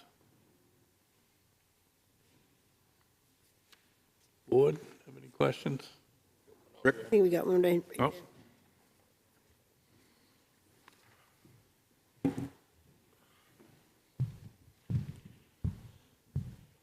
Rick Skarenka, 75 Heath Trail. I'm speaking for this on behalf, not as a resident. I work for DES. The program, I'd be the project manager for this, for the financing and for the project. I just want to add that the amount that was requested for water was 1.6 million, but the town was awarded a $310,000 ARPA grant, but in addition to that, the remaining debt is going to be forgiven at 50%. So that's 1.29. So just the numbers are 1.6 million is what was requested from the state. It's a $310,000 ARPA grant, and it's 1.29 million of remaining debt. So it's 50% of that would be forgiven at the completion of the project. 1.2, 50%? 600,000 will be the final cost. 650,000 would be forgiven. 650 would be the. So it's a 60%, basically it's a 60% grant for every dollar. But That's better than the Libby Museum. I'm sorry? That's better than the Libby Museum. The other thing just to note is that because it's ARPA funds, they have to be spent by 2026. So, if it's to get the approval, they need to get moving. And because it's, as you know, where it's located, it is going to be a very, very challenging project. And I think this is the first of several steps that's going to be undertaken for that. So. And if you have any further questions, I can. Thank you. Jim, we didn't have that forgiveness loan in the explanation, so we really need to add that. I'll get that in. And do we have enough wording in is that forgiveness loan part of the state revolving loan fund? I believe that's part of the RSA. That's the RSA? 8614. So you need to borrow the full amount of the 1.29. Yes. Yeah, I'm just saying we need to disclose that in our discussion to the voters, which was I not. would not put it in the warrant article. You're getting the 50%. You can verbally discuss that. Okay, that's what we've recommended to communities do. Right, but when we say the state revolving loan fund, that is the forgiveness loan fund. Yes, correct. Thank you.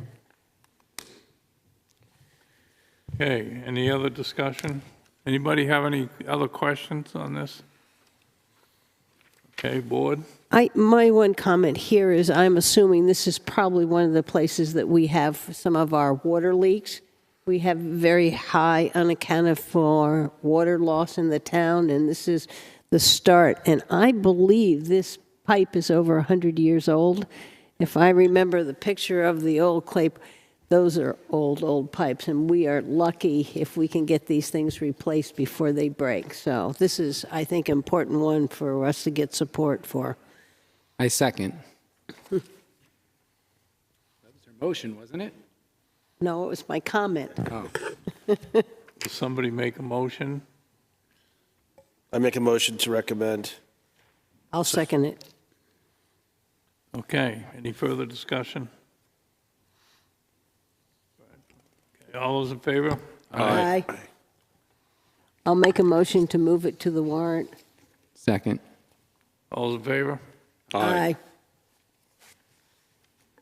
Okay, the next article, the 2023 bond issue currently estimated at $1 million.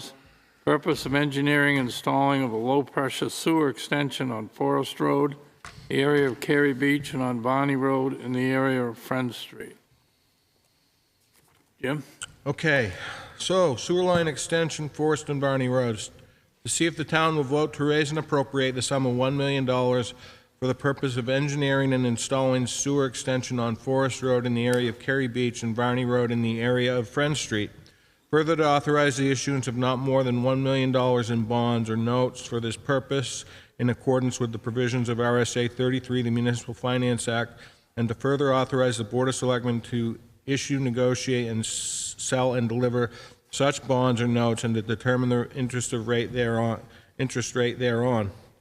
and the maturity and other terms thereof, and to authorize the Board of Selectmen to apply for, obtain, and accept federal, state, and other aid, grant, or donations, if any, which may be available for said project, and that may reduce the amount to bond, and to comply with all laws applicable to said project, and authorize the Board of Selectmen to take any other action or pass any other vote relative thereto, and to authorize authorize the town manager to sign any related document. Estimated tax rate impact 2023, 0 cents per thousand of assessed valuation. 2024, 6 cents per thousand of assessed valuation. 2025, 6 cents per thousand of assessed valuation. Bond requiring 3/5 majority. So there's no secret that we've got a problem in Jockey Cove and the Cary Beach area with nutrient loading. We feel that this is an option to take some of those septic systems, which frankly were designed in failure, and hopefully get them off of the system. We've got history of documented cyanobacteria blooms. We've got documented E. coli contamination. And the area is challenging to be able to put in leach fields with the topography. So our solution is to install sewer line extensions, low-pressure pump systems, which would be the property owner's responsibility. We have conducted the core samplings, and we ran into one area with ledge at about 4 feet. Other than that, we're in good shape as far as ledge along the proposed path. Current status, awaiting final design, approval from DES. That'll take place after the final design, at which point we'll be able to firm up the construction numbers with a goal of construction in the spring of 2023. In the interest of full disclosure, received an email this afternoon, and that email outlined that they are unsure if they're able to tie this proposed Forest Road line into the existing line on Sewell Road because of the diameter of the pipe. I plan on making some phone calls tomorrow morning to try and get a better understanding of where we're at with that. But this is a topic of this one that's kind of bothersome at this point. With that said, you know, we again don't have a good idea what the project is going to cost us. We're behind the 8 ball on this one. We know that Forest Road is approximately 2,300 feet. We know Varney Road is approximately 900 feet. And we ran some numbers based on installation of pipe with one of our engineering firms and our Director of Public Works, and we felt between the $800,000 and $1 million was the right number. As with these other articles, we're hopeful that we're able to bring that number down come deliberative session.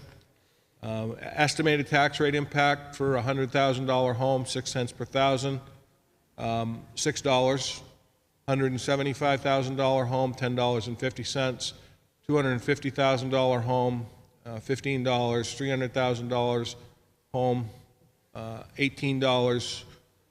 $400,000 home, $24 per thousand. $1 million home, $60 per thousand.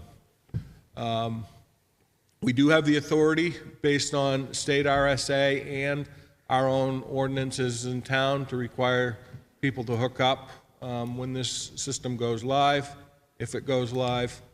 And here is the article, again, for your consideration, and I will try to answer any questions, which I'm sure that you're going to have.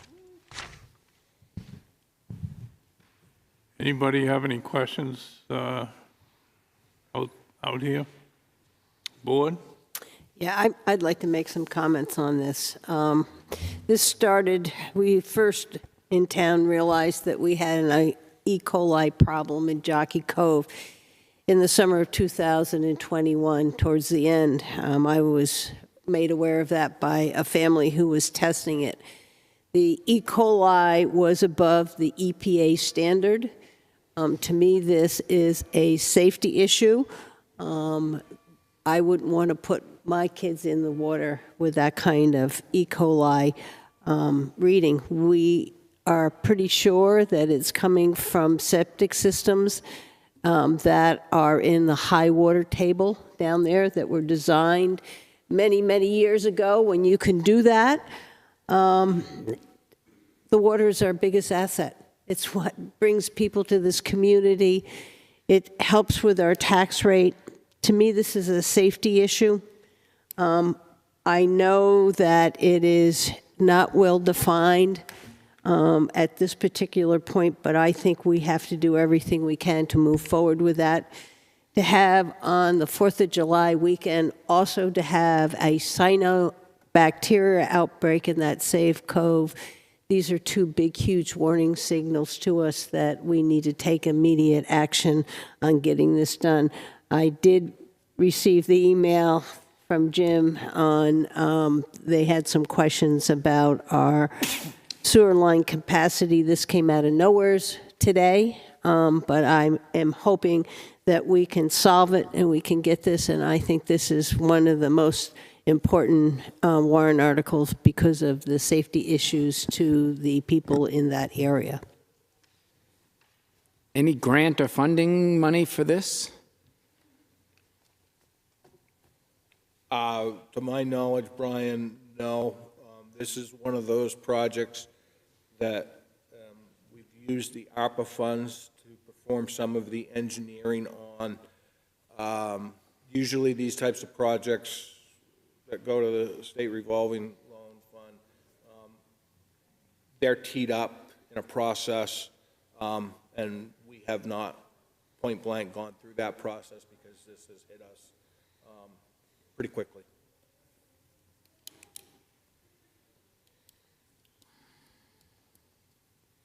You're making a motion? I'll make a motion that we recommend the sewer line extension for Forest and Varney Road.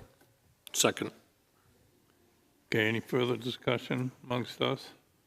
All those in favor? Aye. I'll make a motion to place it on the warrant.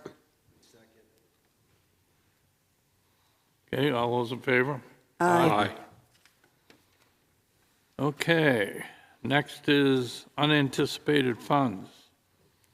Wolfeboro Board of Selectmen will hold a public hearing on Wednesday, December 21st, which starts at 6:30 in the Great Hall, for acceptance of unanticipated funds under $5,000, in accordance with RSA 31:95-B3A, to accept donations valued at $4,750 from the following organizations for last night activities and fireworks: Hunter's Shop and Save $1,000, Leone McDonald Roberts $500, Flax Paper Store $750, Windrifter Resort $300, Taylor Community $500, Khaled Gallery $100, Winnie Team $500, Avery Insurance $500, Goodyear Boat Company $500,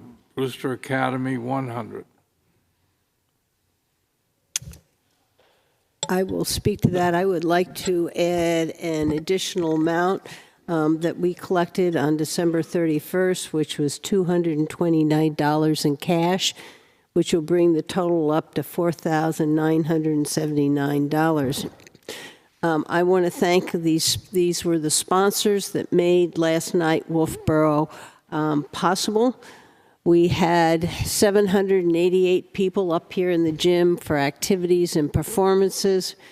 We had about 200 at bingo. We had about 100 at skating at Brewster. We had a senior event down at the community center.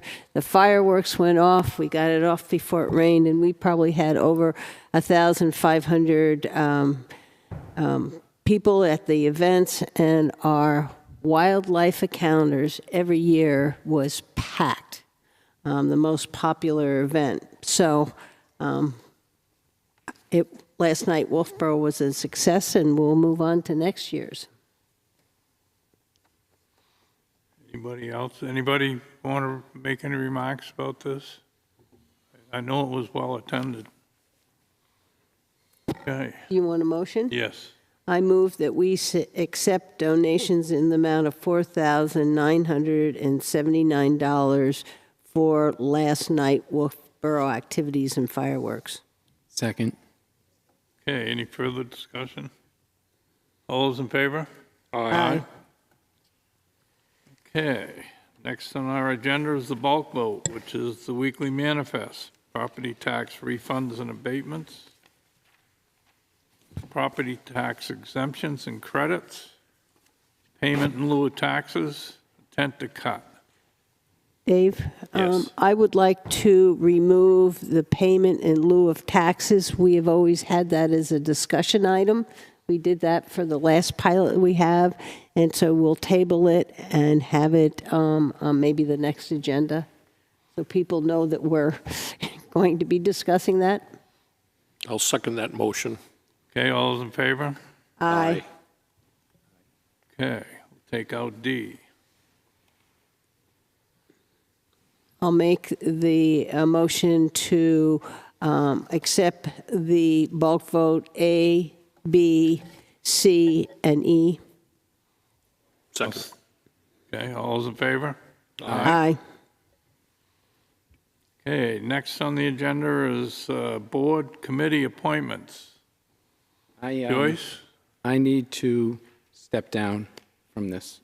Okay, May I give you a handout? sure.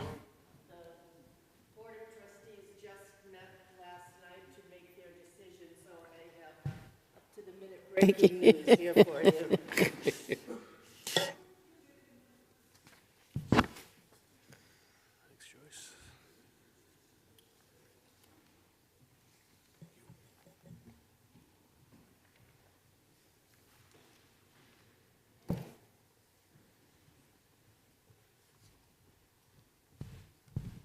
As you know, the library is governed by a 5-member board of trustees, and in late November, the trustees had a resignation on that board.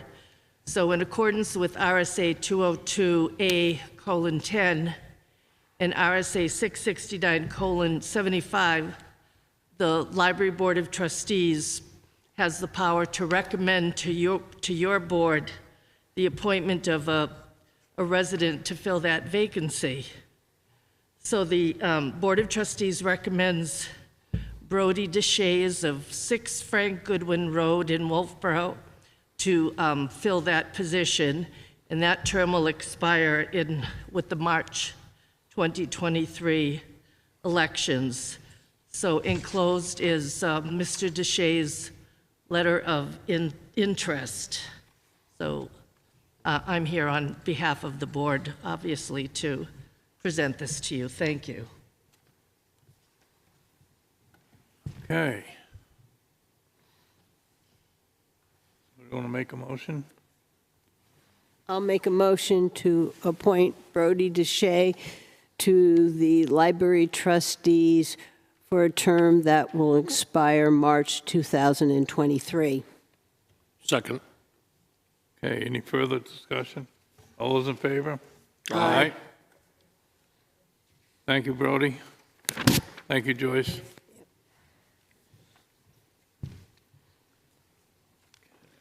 New business. Whitegate additional funding. Whitegate Road. Jim? So, let me see if I can get this thing back up on the screen. So you should have in your packet a memo. That memo should contain a couple of different scopes of work.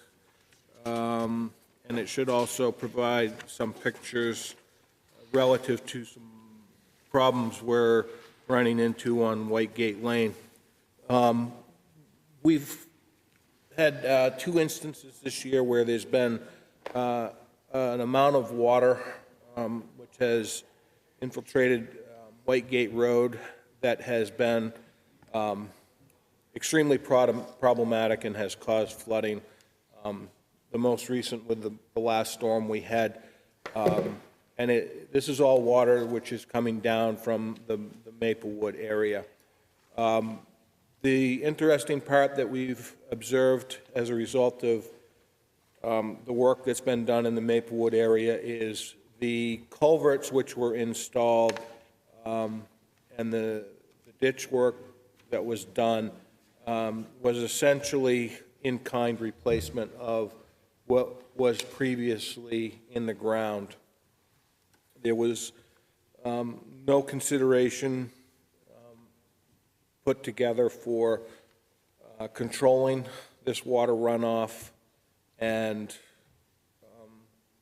what we've determined is that we have a development which is putting water through our ditch lines on our roads, and we are discharging that water onto properties, and that is creating flooding area issues and actually washouts. I've provided some pictures of the June washouts which occurred on White Gate Road. They weren't as significant as this past couple weeks, but they had significant water issues, which was running down the side of the road, eroding their roadway, causing problems. And then, I'm not sure if I can play the video, but I'm certainly going to try. I can't, okay. Sorry. Don't you love it?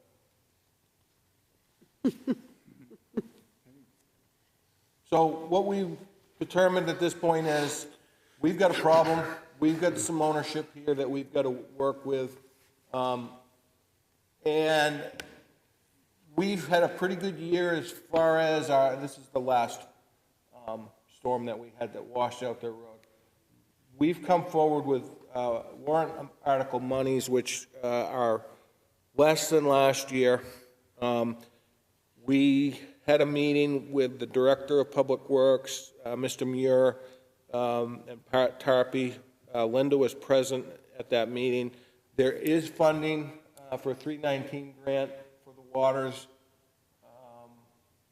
and whatnot along White Gate Road, but we've still got to do something with the waters upstream off of the Maplewood, Berrywood, Jiminy Drive area. So what we're thinking is with the reduction in the fire truck monies, that we put more money toward trying to work toward a solution on this. This is our water that we're dumping onto other people's lands. I see it, we've got 3 options. We can create a standalone warrant article.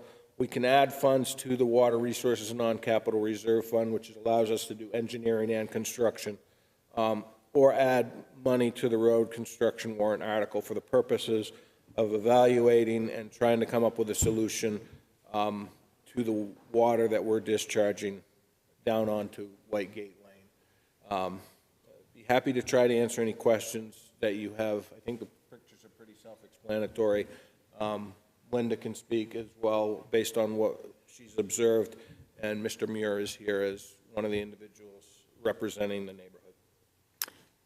I did go down there after the December storm and look at the flooding. The volume of water coming down there was huge, huge cuts in the road, and the water went into the basement of 2 of the butters on the other side of the road's houses, along with washing all sorts of stuff into the lake. This is an area, again, where we've had cyanobacteria outbreak.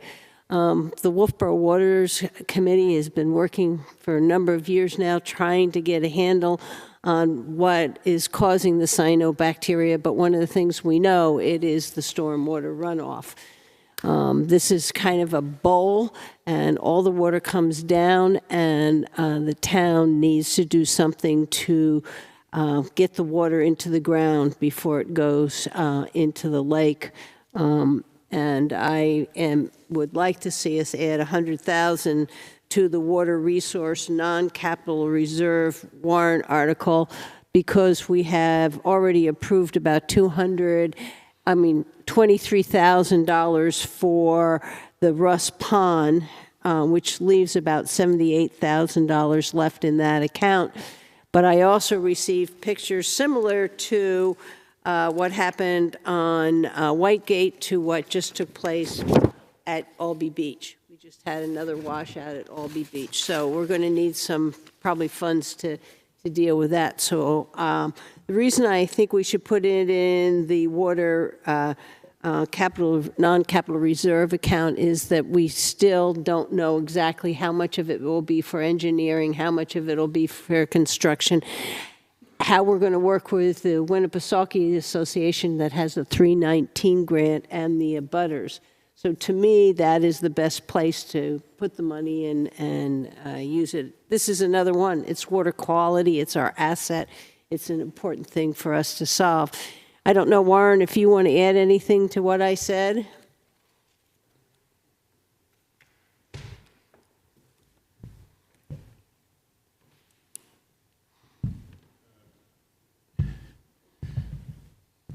I'm Warren Muir and live on Whitegate Road, and our family has had the property for 70 years. We never had any water issues in my youth and for many decades.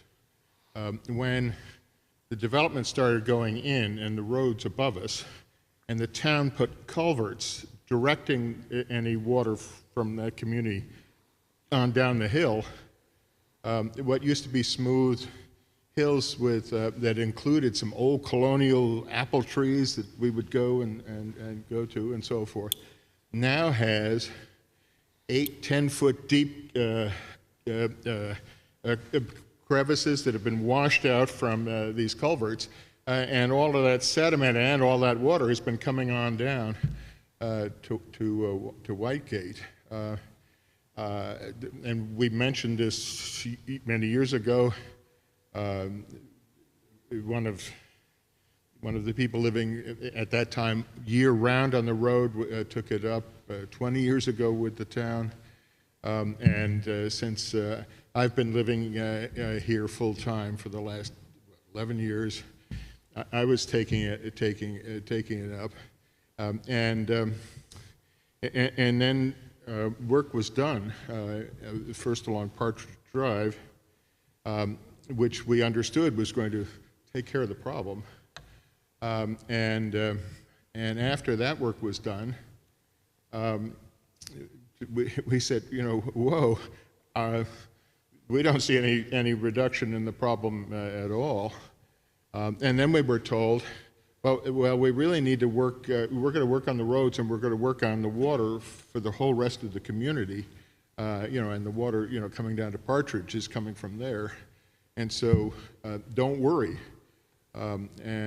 What has happened is that the work that's been done, help clean out culverts and help replace culverts and things through the community, and it's made the water, poured the water into these culverts and down the hill much more efficiently than it was before. And so the work that we thought was going to solve all the problems has made the problems worse. And having been working on Wolfeboro Waters, apart from the damage to our property, the damage to our homes, some of the culverts on Whitegate Road have been expanded like 3 times now as a result of the increase of water. That's one thing, and of course my neighbors are very concerned about that. But the other is is that the lake is getting degraded, it's visibly been degraded. We were concerned about that before cyanobacteria blooms. Now we've got cyanobacteria blooms, and when I made my report to you at one of your recent meetings, there was one slide there which was right near the neighborhood, and if you looked at it in the summer, the whole bottom of the lake was completely coated in green. And you know, this type of runoff here and elsewhere in Winter Harbor is clearly the problem driving the biological deterioration and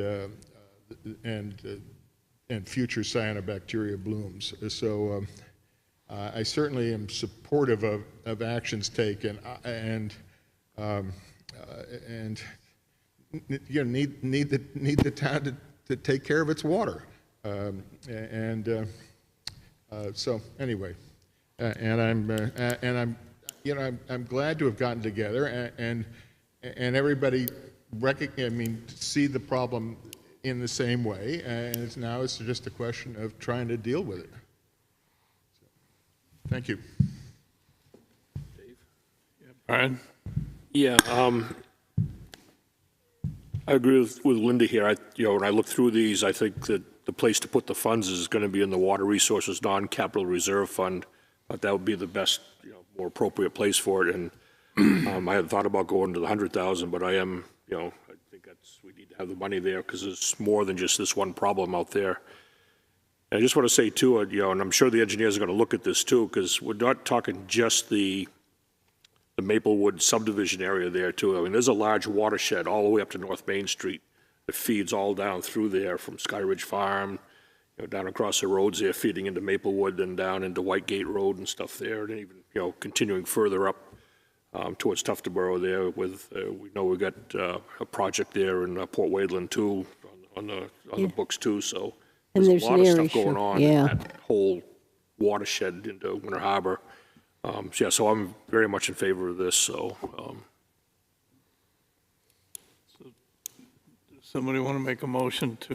Yes, if you're ready, I'll make a motion I'm that ready. we increase the Water Resource Non-Capital Reserve Fund warrant article to $100,000. Second that. Okay, any further discussion? All right, all those in favor? Aye. Thank you. Okay, assignment of warrant articles. What? If you like, I'll just read them off, and if somebody wants to pick what they want. Oh, you got it, Linda? I did a list. Perfect. I was All just right, going to even give better. it to Dave and just went down. I think I have them all. Yeah, okay, public safety building. I don't mind taking that on. I've been involved in that. I don't know, who else? Brian, you were involved in that too, no? Luke?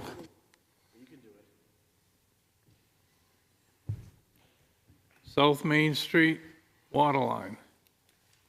I'll do that one. Okay, if you volunteer, I'm going to put your name in here, so. Libby Museum. Yep. It's got to be Brad. Not me. Yeah, we know that. Okay, the operating budget, That's a budget committee. well, the two of you who also dealt with it, right? Sure. So, I'll do it. Brian? Operating budget.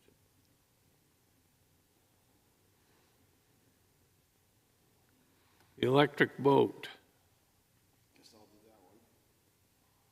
Who will? I will. Luke? You're the boat guy. Mini excavator? Me. Who was that? Ryan. Wasn't your dog? No. Sewer pump stations. I'll do Forest those. Road. Okay, Linda. Pump stations. You gonna take both of them? Yep. They're together, yep. Yeah, pretty much. Police cruiser.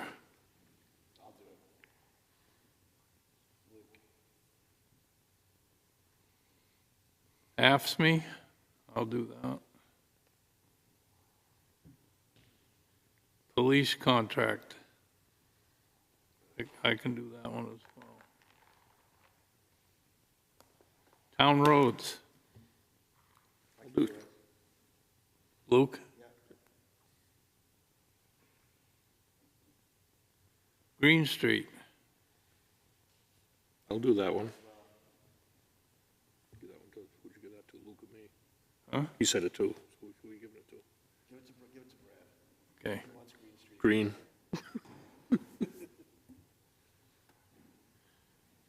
Okay. Veterans tax credit. We do those? Okay, I'll do that. Luke? School resource officer, That's mine. Brian. Capital reserve funds. Okay, we'll let that one go for now. Fire truck and apparatus. I'll do that one.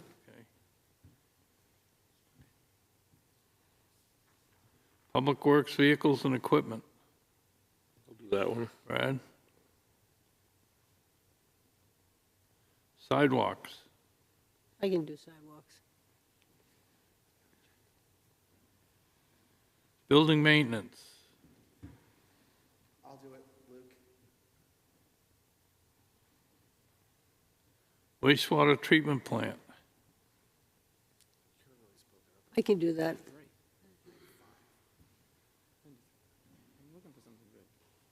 Water resources, non-capital reserve. I'll do that one. Abenaki ski area. I'll do that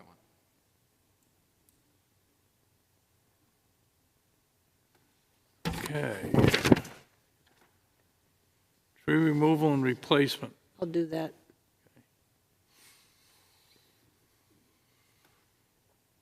Carpenter School playground. Mine. And landscaping Cape Park. I'll do that one. Okay. And bike trails. Bike trails we probably won't do because that doesn't have I was going to say, a, we probably won't do that. yeah, I just listed them. Okay. So, Warmth and more. I didn't put that one in. Warmth and more. That's mine. Warmth and more I Yeah, didn't have on. that's the wood bank, right? I went from, Yeah.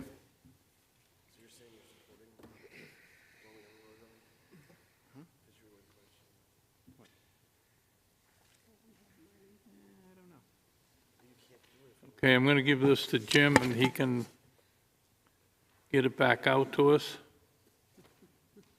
Thanks, Linda, for that. Okay, taping of the warrant articles. So I don't have a date yet. Okay. That's on me. I will get that. Okay. This Other week. business? Oh, other business. Don't Hey. cough. Okay.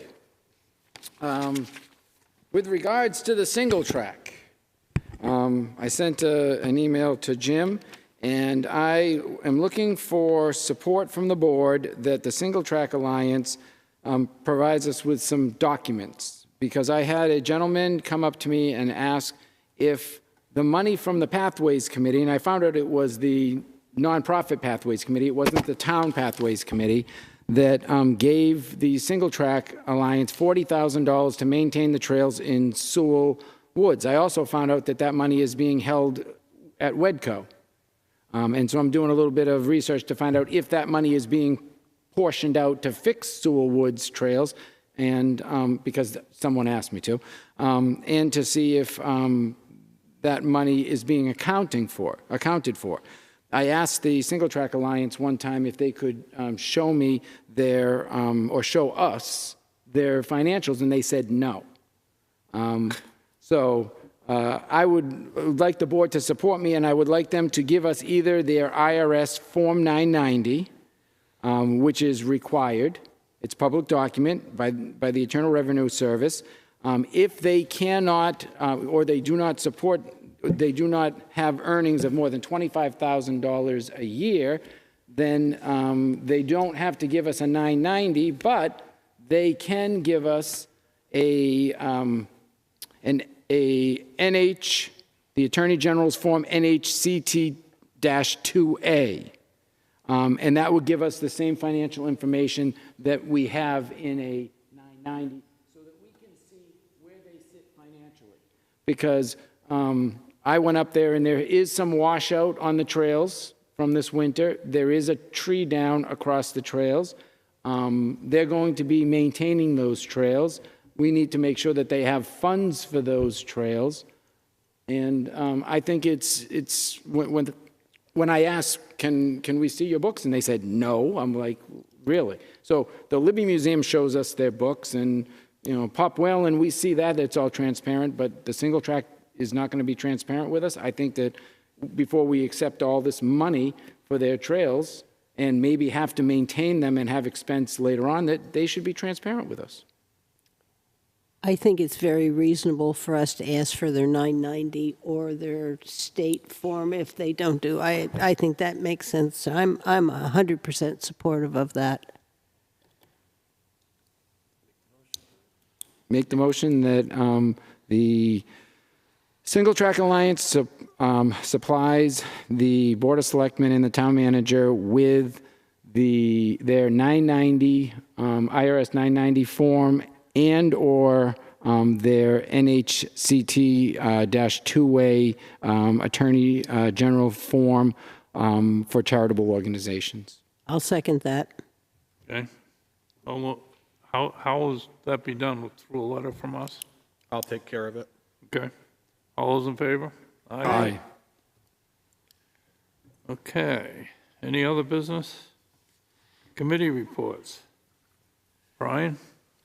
All we had was Budget Committee. We've had plenty of those. I don't think I had anything. We had budget. There's always a budget meeting around the corner. No, I don't think I had anything. Been nice. I had the library trustees meeting yesterday, where they nominated Brody. I spent December 31st here at the town hall with last night Wolfeboro, and Brian and I have had 2 budget committee meetings. Okay. I didn't have any. Brad? Last night we had a planning board meeting. The main business there last night was we had a presentation and a fairly lengthy discussion about impact fees that put on the housing, the building permits for the school, and the accounting process and all that stuff there. A lot of questions were asked. I've also, as I said earlier, been meeting with Cobb Hill up at the Libby Museum with the subs. I was also up there for the tree felling, which happened right at the just before the New Year's, and I attended with some of you folks too the retirement party for Dave Ford here in the town hall last Friday. Yep. So- Yes, we did. did. Yep, I forgot all about that. Okay, town manager's report. Couple of items. First of all, Winter Storm Elliott that rolled through town here a couple weeks ago. We talked about some of that this evening. We've compiled the storm damage costs for that between manpower, equipment, et cetera, between all departments. It cost the town $730. Let me try this again. It cost the town $100,763. We are putting in for state funding. Hopefully that this will be declared a disaster and we'll get some of those funds back. I think it's important for the board and the citizens to know what a storm like that costs us. Fortunately, we fared pretty well. Not a whole lot of washout, a few roads here and there. The staff did an outstanding job at keeping the water moving, keeping the lights on, and it was as well as we could expect, I guess.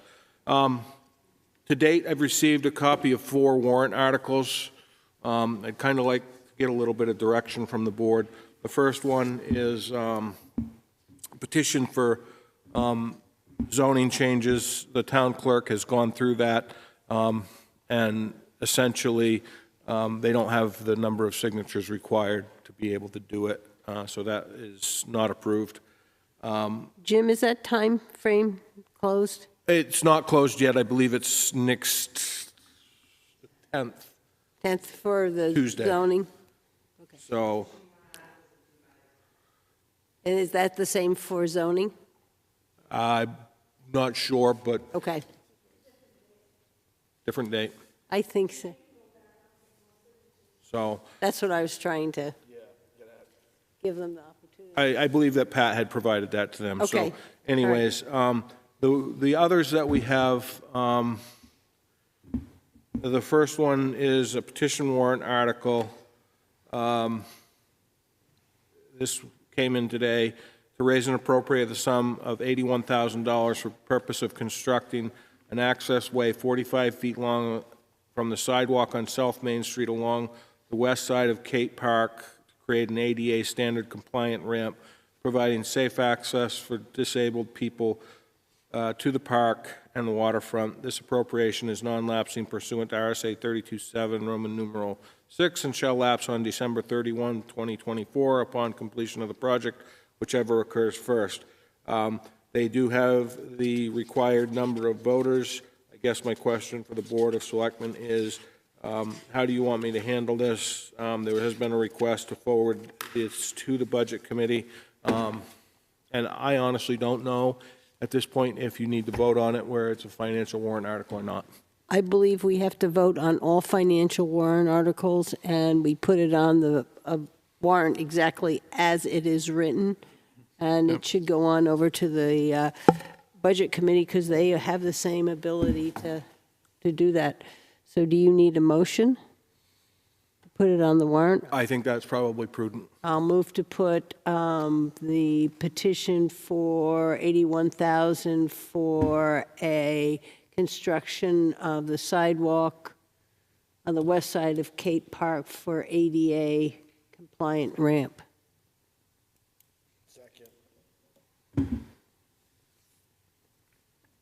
Okay, any further discussion? All those in favor? Aye. Okay. The second one, we received, actually a few weeks ago now. We, the undersigned registered voters of the town of Wolfeboro, request you insert the warrant for 2022 following article. Shall the town vote to raise and appropriate the sum of $50,000 for the purpose of contributing to construction of a new playground at Carpenter School? And they do have the 25 signatures as required. That's the summary of that one.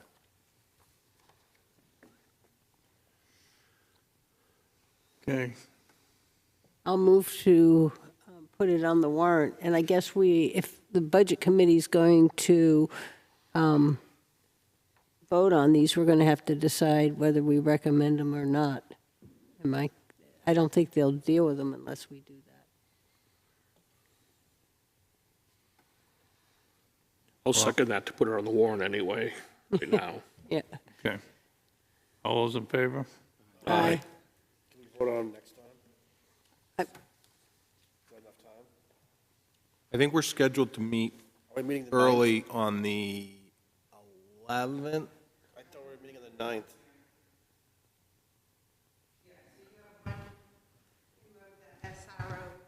Warrant article that you wanted to revisit before the public hearing. So at 5 o'clock, I believe you're meeting on Wednesday. The Budget Committee's meeting at 6. But you could vote for them at that time. Okay, that gives us at least a little time to think. And the last one is warrant article, establishment of Parks and Recs Commission.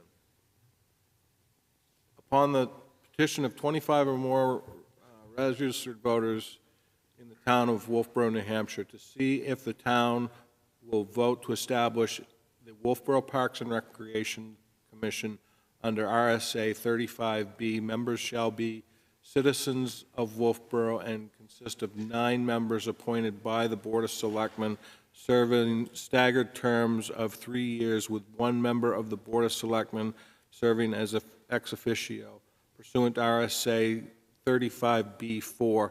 Parks and Rec Commission shall exercise the powers and duties vested in it in accordance with RSA 35B3, with any powers not so designated retained by the Board of Selectmen and Wolfeboro Town Manager. Further, pursuant to RSA 35B2, Roman numeral 2, establish a revolving fund whose expenditures shall be for the sole purpose of parks and recreation.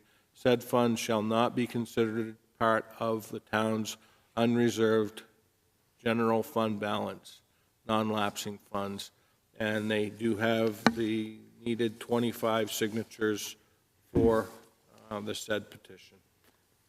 I have a question. Don't we already have a recreation revolving fund? I believe we do. I don't know what that consists of. I haven't had a chance to really vet this through a whole lot yet. Did that have a fund, a number of budgetary purposes? I didn't. There is no budgetary number. It's just requesting 9 members for it, and it doesn't talk about when it would be implemented. We need to pick up that RSA so we understand what powers exactly they are asking to have. And So I 9 have- members is a I big have had commission. preliminary contact with Nathan. He's on vacation right now. When he gets back from vacation, this is one of his items. Okay, well, Okay. we still should pull that RSA. Yep. Just so we know. And I believe that revolving fund was money that we had people who were doing classes, and we put the money in, they get a certain amount, and we get a certain amount for administration. Am I correct? Yeah, some examples of what's going through the revolving fund right now are the quilters or the sailing, that type of thing, but not necessarily your rec programs. So I haven't done the research on that either. I haven't even seen that yet. So I don't know the difference between what they're asking for and what you already have. Okay, thank you. Would you be interested in at least putting it on the ballot because it is petitioned and you have? Well, some- we have to, we don't have a choice. It's So- there. Yeah. We just need to know Right. that we can speak to it if we have some issues. So, does somebody want to make a motion to put it on the ballot? I will move that. Second. Okay, all those in favor? Aye. Aye. Anything else, Jim? That would be it. Any questions from the press? So the reason we wanted you to forward them is because I do plan on handing them out to the Budget Committee tomorrow night. That's the timing of the petition warrant articles, so. Is that okay? All right. Yep. I believe the press has left. Okay, and public input.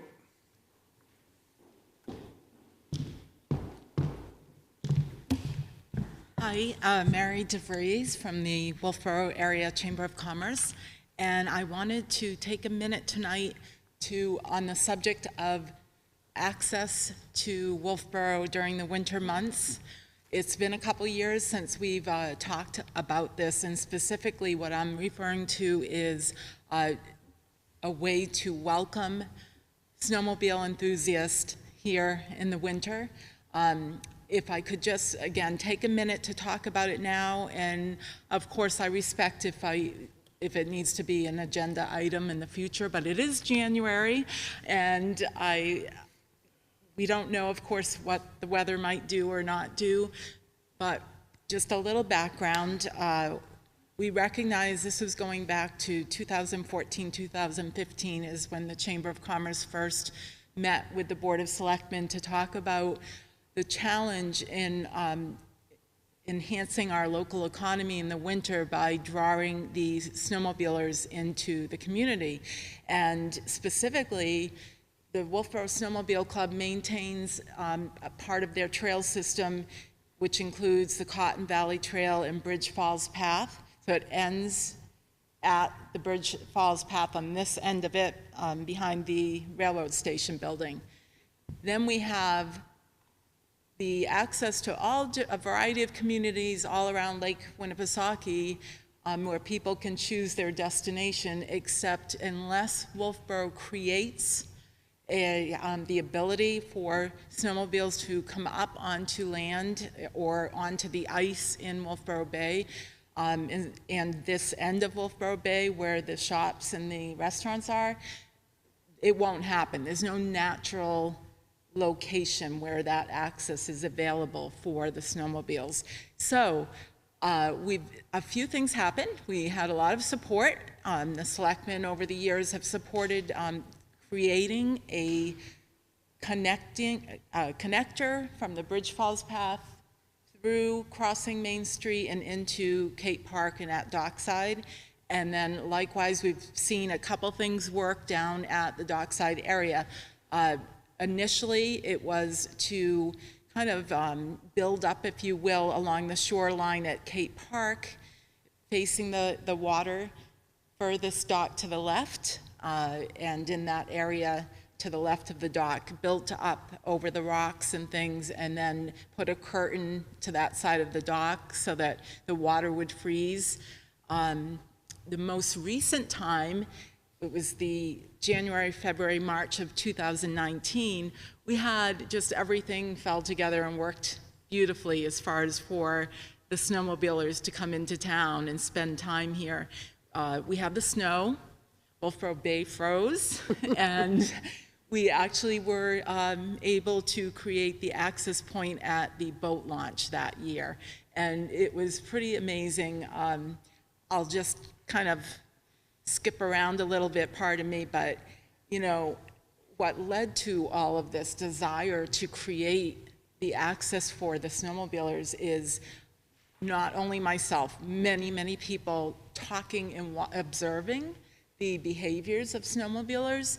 For example, we would see them come to the end of Bridge Falls Path, stop their machines, stand there, look around. They're facing the railroad station building.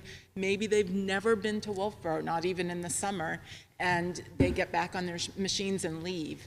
And then coming in off of the lake, it just wasn't available. So we tried to reach out as whenever we could to those people and educate them on what is here very close to where they were. But it was very eye-opening in the winter of 2019, so that January, February, March of 2019, talking with the people who were able to come into Wolfeboro, both from the trail and from the lake. And, you know, we learned a lot, that there are people who are on their snow machines who aren't coming to the lake in the summer. So we have an opportunity to draw them here in the winter, and then with potentially bringing them back in the other months of the year as well. And that it really presented Wolfeboro as even more welcoming to a different demographic of people. So it was a very positive. We'd like to do that again, and there are many elements to it, including town, chamber, volunteers, working on a replacement of any tools that we need, and working with the snowmobile club. So we can't predict a start and end time because we don't know what the weather might do. And the other thing to think about right now, or that we are thinking about, is the placement of that access at the town docks, Cape Park area. You know, would it make sense to look at having the access point over in Cape Park at that end versus the boat launch? And that is with all, respect to the investment that the town and the taxpayers just made on rebuilding the town docks. So it has worked before. There's a little more, more steps to make that happen, but it certainly would be valuable to look at doing it in that area. So I'm kind of rambling, but I can provide any more information on the history of this and what worked and what didn't work and the challenges. There's a lot of smart people out there with a lot of experience in making this work in communities, and we had success here. Thank you for the time. I don't want to overrun my time, but it is a little unknowing of what the weather might do, and if we are able to do it, we need to plan. Could we put some temporary signage up at the end of the Bridge Falls path and maybe talk to Brewster and put, because they come right up onto Brewster Field and they go right across to the gas station there. So for many years, that's true, and Brewster is very hospitable, but we learned over many, many years that the majority, I'm not going to say all, but the majority of those people accessing that area were doing so to go to one or two businesses, and most often only for fuel, and they weren't exploring from that area.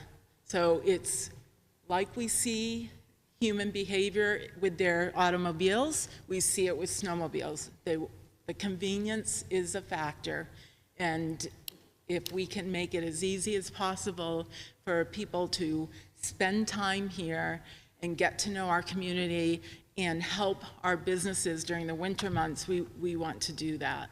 Signage, there's plenty of signage, both cautionary for both the snowmobilers, pedestrians, vehicles, so they could be aware of where the trail was. And then we did, when we were in, the access was into Cape Park, we put signage in there as well. I have plenty of file of photographs of how Cape Park looked with snowmobiles in it, how the boat launch looked, people on the ice, people on the trail coming off of Bridge Falls Path. I have all of that available as if you'd like to see any of that.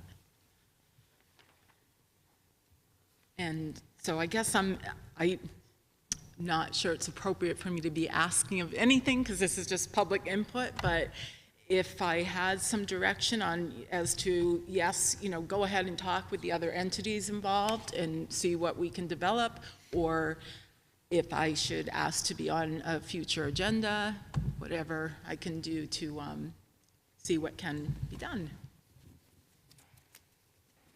Anybody have any comments? I think it should be an agenda item. Yeah. Because there are those people who like it and there are those people who don't, and we need to give the public the opportunity and to know that we're talking about it. So I would prefer to be a discussion item on an agenda. So it's something that could be talked about at a public Sure. Absolutely. meeting. So If you're on the agenda, there won't be any limit. no, it's the pros and cons, right? But no, and I appreciate that. I just kind of, like I said, it's been a couple years since we've even come to you. So I thought maybe I'd just broach the subject tonight, and I thank you for the time to do that. And I will make sure and put in a request to be on the agenda. Thank you. Any further public input? Okay, I'll make a motion, we go into non-public. I'll second. All those in favor, yes? Yes. Yes. Employment. I said You said employment, that's A. Trust me, Suzanne. Our new secretary.